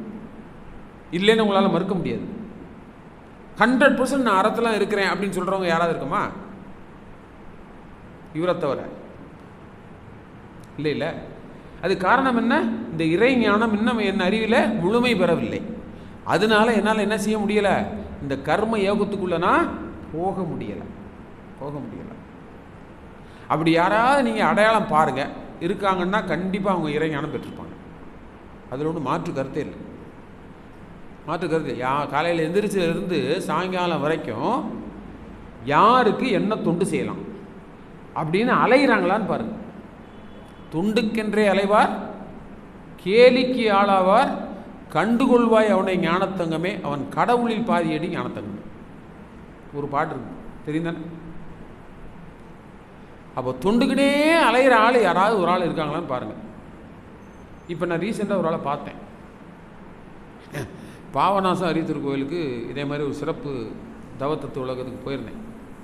அவர் ஒரு புதிய ஏற்கனவே வந்திருக்காரு, பார்த்துருக்கேன். அவர் ஒரு பஸ்ஸில் கேடிசியில் கண்டக்டர், குருநாதன் பேர். சொல்லாமல் இருக்க முடியாது அவரை. ஆனால் அப்படி சொல்கிறத கூட அவர் விரும்ப மாட்டார். இந்த மாதிரி ஒரு 52 வயசு ஆகுது. சுறுசுறுப்புனா அதை மாதிரி 52 வயசில் அப்படி ஒரு சுறுசுறுப்பால் நீங்கள் பார்க்க முடியாதுங்க. ஐயோ, சரின்ட்டு குளிக்கிறதுக்கு கூட்டிகிட்டு போகிற நாங்கள் கிட்டத்தட்ட எல்லாம் போயிருந்தோம். ஒரு 13 லேடிஸு எல்லாம் போயிருந்தாங்க, மண்டலத்தில் எல்லாம் போயிருந்தோம். எல்லாம் போய் தத்துவ விளக்கம் அதெல்லாம் பார்க்குறோம். குளிக்க கூட்டிகிட்டு போகிறதுலேருந்து சாப்பிட வைக்கிறதுலேருந்து எல்லாத்துக்கும் அவருடைய பங்கு கூடயே வர்றாரு. எனக்கு கொஞ்சம் கால் இப்படி இருக்கிறதுனால அதை சொன்னோன்னே ஒன்றும் கவலைப்படாதீங்க, உங்களை நான் தூக்கிட்டே போயிடுவேன் வாங்க அப்படின்ட்டார். கையை பிடிச்சே, எனக்கு கொஞ்சம் நீச்சல் தெரியும், இந்த இடத்துல மட்டும் கொஞ்சம் நீச்சல் அடிக்கணும்னாரு. அடித்து வர்றேன்னு சொல்லிட்டு நீச்சல் அடிக்கும்போது அப்படியே மெதுவாக கூடயே வந்து கரெக்டாக அந்த படியில் ஏற்றி கூட்டிகிட்டு போய் அந்த ஒரு தலையணையிலேருந்து அருவி மாதிரி விழும். அந்த இடத்துல கையை பிடிச்சே கடைசி வரைக்கும் கூட்டிகிட்டு போயிட்டு அதில் அருவியாக கொட்டுது. அப்படியே ஐயா குளிக்கணும்னா எப்படி குளிக்கணும் தெரியுமா அப்படின்னு சொல்லிட்டு அந்த அருவியில் மேலேருந்து தொப்பை கட்டின்னு குதிக்கிறாருங்க. 52 வயசு ஆகுது. குதித்து அங்கேருந்து அப்படியே கரையேறி அந்த அருவி மேலே ஏறி வந்துட்டார். திரும்ப என்ன கையை கூட்டிகிட்டு வந்து அரியத்தூர் கோயிலுக்குள்ளே வந்த பிறகு ட்ரெஸ்லாம் சேஞ்ச் பண்ணி அந்த கைலி இதெல்லாம் அலசுறதுக்காக நான் அப்படி எடுத்துகிட்டு போகும்போது அங்கேருந்து வேகமாக பார்த்துட்டே இருக்கார். அந்த துண்டு கைலி எல்லாத்தையும் வாங்கிட்டு நீ பேசாமல் இருங்க, நான் போயிட்டு வரேன் அப்படின்னு நேரம் கூட்டிகிட்டு போய் எல்லாத்தையும் அலசி எடுத்து காய போட்டு, சரி காய போட்டு தான் மடித்து வைப்போம்னு சொல்லிட்டு சாயங்காலம் துணியை பார்க்குற, துணியை காணோம். என்னடா பார்த்தா என் டேபிளுக்கு மடித்து வந்துடுச்சு. இப்படி ஒரு ஆளை பார்க்க முடியுமா? அப்படி ஒரு ஆளை பார்த்தேங்க. எனக்கு இத்தனைக்கு பெரிய பரிட்சயம்லாம் ஒன்றும் கிடையாது. அவர் கடைசியில் சொன்ன வார்த்தை இதுதான், நாங்கள் மகரிஷியை பார்த்தது இல்லையா, இவ்வளோ பெரிய தத்துவத்தை சொல்கிறீங்க, இவ்வளோ எளிமையாக எங்கள் கூட பழகுறீங்க, உங்கள் வயசும் பார்க்காம என் கையை பிடிச்சிக்கிட்டே வந்தீங்க பாருங்கள், நீங்கள் மகரிஷியே என் கையை பிடிச்சிட்டு வந்த மாதிரி நான் நினைக்கிறேன்னு எனக்கு தூக்கி வாரி போட்டுருச்சு. எப்படிப்பட்ட ஒரு உணர்வாளராக இருப்பார்னு பாருங்கள். அப்போது துண்டுக்கென்றே அலைவார் கேலிக்கு ஆளாவார், இதெல்லாம் வெளியில் பார்த்தா கேலி தானே பண்ணுவாங்க, உனக்கு ஒரு வேலை இல்லையா அப்படி தானே கேட்பாங்க. கண்டுகொள்வாய் அவனை ஞானத்தங்கமே, அவன் கடவுளில் பாதி அடி ஞானத்தங்கமே. அவர் தான் பார்த்தேன். இப்படி ஒரு தொண்டர் அந்த அறிவு திருக்கோவிலுக்கு கிடச்சிருக்காங்கன்னு நினைக்கிறப்ப எனக்கு உண்மையிலே ரொம்ப ரொம்ப அது கொஞ்சம் தொண்டர்கள் இல்லாத ஒரு இடம். அதில் அந்தளவுக்கு ஒரு துண்டு உள்ளம் கிடச்சிருக்கு அப்படின்னு சொன்னால் பெரிய பாக்கியம், அந்த அறிவு திருக்கோவிலுக்கு பாக்கியம். காலையில் 7 மணிக்கு எல்லாரும் எழுந்திரிச்சு நீங்கள் எல்லாம் ஒருத்தர் டீ குடிக்க வேண்டாம் அப்படின்ட்டு, கடைசியில் பார்த்தா பனைமரத்துலேருந்து இளநியும் நொங்கையும் சேர்த்தே கொண்டு வந்து எல்லாத்துக்கும் குடிங்க குடிங்க குடிங்கன்னு அவ்வளோ பேத்துக்கு ஊற்றி ஊற்றி கொடுக்குறாரு. இவ்வளோ விஷயங்களையும் செஞ்சு கொடுத்துட்டு கடைசியில் எங்களை பஸ் ஏற்றி விட்டுட்டு போயிட்டு வாங்கன்னு சொல்லி வாழ்வளமும் வாழ்த்திட்டு போகிறார். என்ன சொல்கிறது யோசிச்சு பாருங்க. அப்போ கர்ம யோகம் அப்படின்னு சொல்லக்கூடியது. இப்படி இருக்கிறவர் வீட்டில் எப்படி இருப்பார்? குழந்தைகளை எல்லாம் இயற்கை நேச்சுரோபதி படிக்க வச்சு அதில் ஒரு பொண்ணு வேலைக்கு போயிருக்கு. இன்னொரு பையன் வேதாத்திரி கல்லூரி சென்னையில் படிக்க வச்சு அவனை எம்எஸ்சி பட்டதாரி ஆக்கியிருக்காரு. ஆக்கிட்டு திருவான்மியூரில் இப்போ வேலை பார்க்குறான், யோகா கல்லூரியிலே வேலை பார்க்குறான். எப்படி இருக்குன்னு பாருங்கள். இப்படிப்பட்ட ஒரு தொண்டர் அங்கே கிடச்சிருக்கார். அதனால் நம்ம இந்த கர்ம யோகம் அப்படின்னு சொல்லக்கூடியதில் சாமிஜி கொடுத்ததில் இந்த கர்ம யோகத்தை நாம் உணர்வு பெறுவதற்கு எவ்வளவுக்கு எவ்வளோ நீங்கள் முயற்சி பெறுறீங்களோ அந்த அளவுக்கு இந்த கர்ம யோகத்தை நீங்கள் சிறப்பாக வீட்டில் செய்யலாம், மண்டபத்துலேயும் செய்யலாம். மண்டபத்தில் என்னென்ன தொண்டு கொடுக்குறாங்களோ அதெல்லாம் சலிப்பு இல்லாமல் செய்யலாம். அதில் ஒன்றும் மாற்று கருத்தே இல்லை. முந்தா நாள் சத்தியமங்கலம் போயிருக்கிறேன். 10 to 5 தான் போட்டாங்க. 5 மணிக்கு முடிஞ்சுது. இறை தத்துவம் தான் முடிஞ்ச பிறகு ஒருத்தர் நாங்கள் எந்திரிக்கவே மாட்டோம் சார், 7 மணி வரைக்கும் நீங்கள் சொல்லிட்டு தான் போகணுட்டாங்க. என்ன செய்கிறது? உட்காந்து 6 மணிக்கு தான் கடைசியில் இல்லைங்க போகணும் நான் காத்துட்ருப்பாங்கன்னு சொன்ன பிறகு 6 மணிக்கு தான் என்னை விட்டாங்க. அது வரைக்கும் சலிப்பில்லாமல் இன்னும் தத்துவம் இன்னொரு பிறப்பிற்கு முன்னும் அது சொல்லலாம்னு தான் நினச்சி போனேன். ஆனால் அவங்க பிரம்மஞானத்துக்கு போகிறதுனால பிரபஞ்ச உயிரின தன்மாற்ற சரித்திரம் தான் ஃபுல் கிளாஸ் எடுத்தேன். எனக்கு ரொம்ப ரொம்ப சந்தோஷமாக இருந்துச்சு. அவங்களுக்கு ஹைலி சாட்டிஸ்ஃபைடு. பிரம்மஞானிகள் எல்லாரும் ரொம்ப சந்தோஷமாக நாங்கள் போகிறோங்கயான்னு சொன்னாங்க. சொல்லிவிட்டு அந்த பிறப்பிற்கு முன்னும் கொஞ்சம் எடுத்துகிட்டு போங்களேன்னாங்க. அது எடுக்கிறதுனா இன்னும் ஒரு நாள் வேணும், நெக்ஸ்ட் டைம் வரும்போது ஃபுல்லாக சொல்கிறேன்னு அந்த 1 மணி நேரம் மட்டும் கொஞ்சம் மட்டும் சொல்லிவிட்டு அப்படியே வந்தேன். அப்போது சாமிஜி கருத்துக்களை நம்ம சொல்கிறப்ப நமக்கு சலிப்பு வருமா? வரவே வராது. அந்த சலிப்பில்லாத இன்பம் எது அப்படின்னு சொன்னால் அவருடைய அந்த தத்துவங்களை கேட்குறது, அந்த தத்துவங்களை சொல்கிறது, அந்த தத்துவங்களை நடைமுறைப்படுத்தும் பொழுது சின்னதாக நம்ம கொஞ்சம் டிஃபால்ட் இருக்கும். ஏன்? அந்த அறத்தின் வழியிலேயே நடந்து நமக்கு ஒரு பழக்கம் இல்லை. இந்த விளக்கத்தின் வழியில் நீங்கள் வாழ முற்பட்டுட்டீங்கன்னு வச்சுக்கோங்க, இந்த விளக்கமே உங்களுக்கு பழக்கமாக மாறிவிடும் பொழுது அது மிக மிக மிக சுலபமாக லெகுவாக நீங்கள் பின்பற்றி விடலாம். அதில் ஒன்றும் மாற்றம் இல்லை. ரொம்ப ஈஸி, அது ரொம்ப ஈஸி. நீங்கள் இதிலேயே பின்பற்றி வாழ்ந்துட்டே வந்தீங்கன்னு வச்சுங்களேன், அதுக்கப்புறம் உங்களை இந்த மன்றத்திலிருந்து அல்லது எந்த மன்றத்திலேருந்து உங்களை அழைத்து கொண்டே இருப்பாங்க. வா வா வா வா வான்னு கூப்பிட்டே இருப்பாங்க. நீங்களும் போய்கிட்டே இருப்பீங்க. நீங்கள் ஏற்கனவே ஒன்று செஞ்சிட்ருக்கீங்க பாருங்கள், அதுலேருந்து உங்களுக்கு டிட்டாச்சு கிடச்சிரும். கொஞ்சம் கொஞ்சமாக உங்கள் வீட்டிலேருந்து என்ன பண்ணுவாங்க, போயிட்டு வாங்க போயிட்டு வாங்க போயிட்டு வாங்கன்னு சொல்லிடுவாங்க. நீங்கள் கடைசியில் முழுமையாக எதில் நிற்பீங்க? இங்கே நின்றுவீங்க. இந்த கடமை தான் முதல் கடமையாக இருக்கும். அந்த கடமை 2ஆம் கடமையாக ஆயிரும். ஏன்? அந்த கடமையில் அவங்க பார்த்துருவாங்க. முதல்ல நீங்கள் அந்த கடமையை ஒழுங்காக செய்யணும். செஞ்ச பிறகு இயற்கையாகவே உங்களை இதுக்குள்ளே கொண்டு வரும். அப்போ அந்த கடமையை உங்கள் வீட்டில் செய்கிறப்ப எப்படி செய்யணும்? அறத்தோடு கூடிய கடமையாக செய்ய வேண்டும். அதுதான் கடமை அறம் என்று சொல்லக்கூடிய கர்ம யோகம், கர்த்தவ்யம் என்று சொல்லக்கூடிய அத்தனை வேதங்களில் சொல்லப்பட்ட கர்த்தவியத்திற்கும் அருட்தந்தை வேதாத்திரி மீது சொன்ன ஒட்டுமொத்த விஷயம் எதுன்னா கர்மயோகம் மட்டுமே. அதனால தான் சாமிஜி இந்த கர்ம யோகத்தை என்ன பண்ணார், எத்தனையோ மதங்கள் இருந்தாலும் இதை ஒரு மதமாக கொண்டு வரணும்னு சொல்லி கர்ம யோக நெறி இதை உலக மதமாக கொண்டு வந்துடணும் அப்படின்னு சொல்லிட்டு இறைவன்கிட்ட ஒரு வேண்டுகோளாகவே இந்த பாட்டை சொன்னார். என்ன பாட்டுன்னு உங்கள் அனைவருக்கும் தெரியும் தானே? இறைவா, நற்கர்மயோக உலக சமயம் என்ற எண்ணத்தை என்னுள் எழுப்பி விட்டாய். உறைவாய் என்னுள்ள தறிவாய், என்னை உனக்கு தந்தேன், என்னை ஒரு சிறிய தொண்டனாக ஆக்கு. முறையாக அறிஞர்களை தலைவர்களை ஒன்றிணைத்து மண்ணுலகில் மாந்தருள்ளே அறிவாக உள்ள நீ மக்களிடம் பரவுதல் வேண்டும். எதை? இந்த கர்மயோக நெறிய அப்படின்னு இறைவனுக்கே ஒரு வேண்டுகோளாக இந்த கர்மயோக சமய நெறியை உலகத்தில் உள்ள அத்தனை மக்களிடமும் பரவ செய்ய வேண்டும் என்று இறைவனுக்கே வேண்டுகோள் விடுத்த அருட்தந்தை வேதாத்ரி மகர்ஷியின் கர்மயோகத்தை கர்தெய்வம் என்ற தலைப்பிலே நீங்கள் அனைவரும் கேட்டு உங்களுடைய கர்மயத்தோடு உங்கள் அறிவோடு இணைத்து கொண்டதற்கு உங்கள் அனைவருக்கும் மீண்டும் ஒருமுறை நன்றியை பாராட்டி இந்த உரையை நிறைவு செய்கிறேன். வாழ்க வையகம், வாழ்க வையகம், வாழ்க வளமுடன். இதுகாரம் 1 மணி நேரத்திற்கு மேலாக மிகச் சிறப்பாக கடமையாரத்தை பற்றி பேசிய பேராசிரியரை வாழ்த்தி, அவரது சொற்பொழிவை கேட்டு வந்த உங்களையும் வாழ்த்தி கூட்டத்தில் செய்வோம். பேராசிரியர் சீதாராமன் ஐயா அவர்கள் வாழ்க வளமுடன். அவர்களது அன்பு குடும்பம் வாழ்க வளமுடன். அவர்களது அருள் தொண்டு வாழ்க வளமுடன். அவர்களது பொருளாதார மேம்பாடு வாழ்க வளமுடன். இன்று மாலை கூட்டுத்தவத்தில் கலந்து கொண்ட இருபால் மெய்யன்பர்கள் அனைவரும் வாழ்க வளமுடன். அவர்களது அன்பு குடும்பம் வாழ்க வளமுடன். அவர்களது அருள் தொண்டு வாழ்க வளமுடன். அவர்களது பொருளாதார மேம்பாடு வாழ்க வளமுடன். வாழ்க வளமுடன். வாழ்க வளமுடன். உலகள வாழ்த்து. உலகமெல்லாம் பருவமழை ஒத்தபடி பெய்யட்டும். உழவரெல்லாம் தானியத்தை ஓப்புடனே பெருக்கட்டும். பல தொழில்கள் புரிகின்ற பாட்டாளி உயரட்டும். பகுத்துணர்வில் தொகுத்துணர்வு பண்பாட்டை உயர்த்தட்டும். கலகங்கள் போட்டி வகை கடந்தாட்சி நடக்கட்டும். கல்லாமை கடன்வறுமை களங்கங்கள் மறையட்டும். நலவாழ்வை அளிக்கும் மெய் ஞான ஒளி வீசட்டும். நம் கடமை அறவாழ்வின் நாட்டத்தே சிறக்கட்டும். நம் கடமை அறவாழ்வின் நாட்டத்தே சிறக்கட்டும்.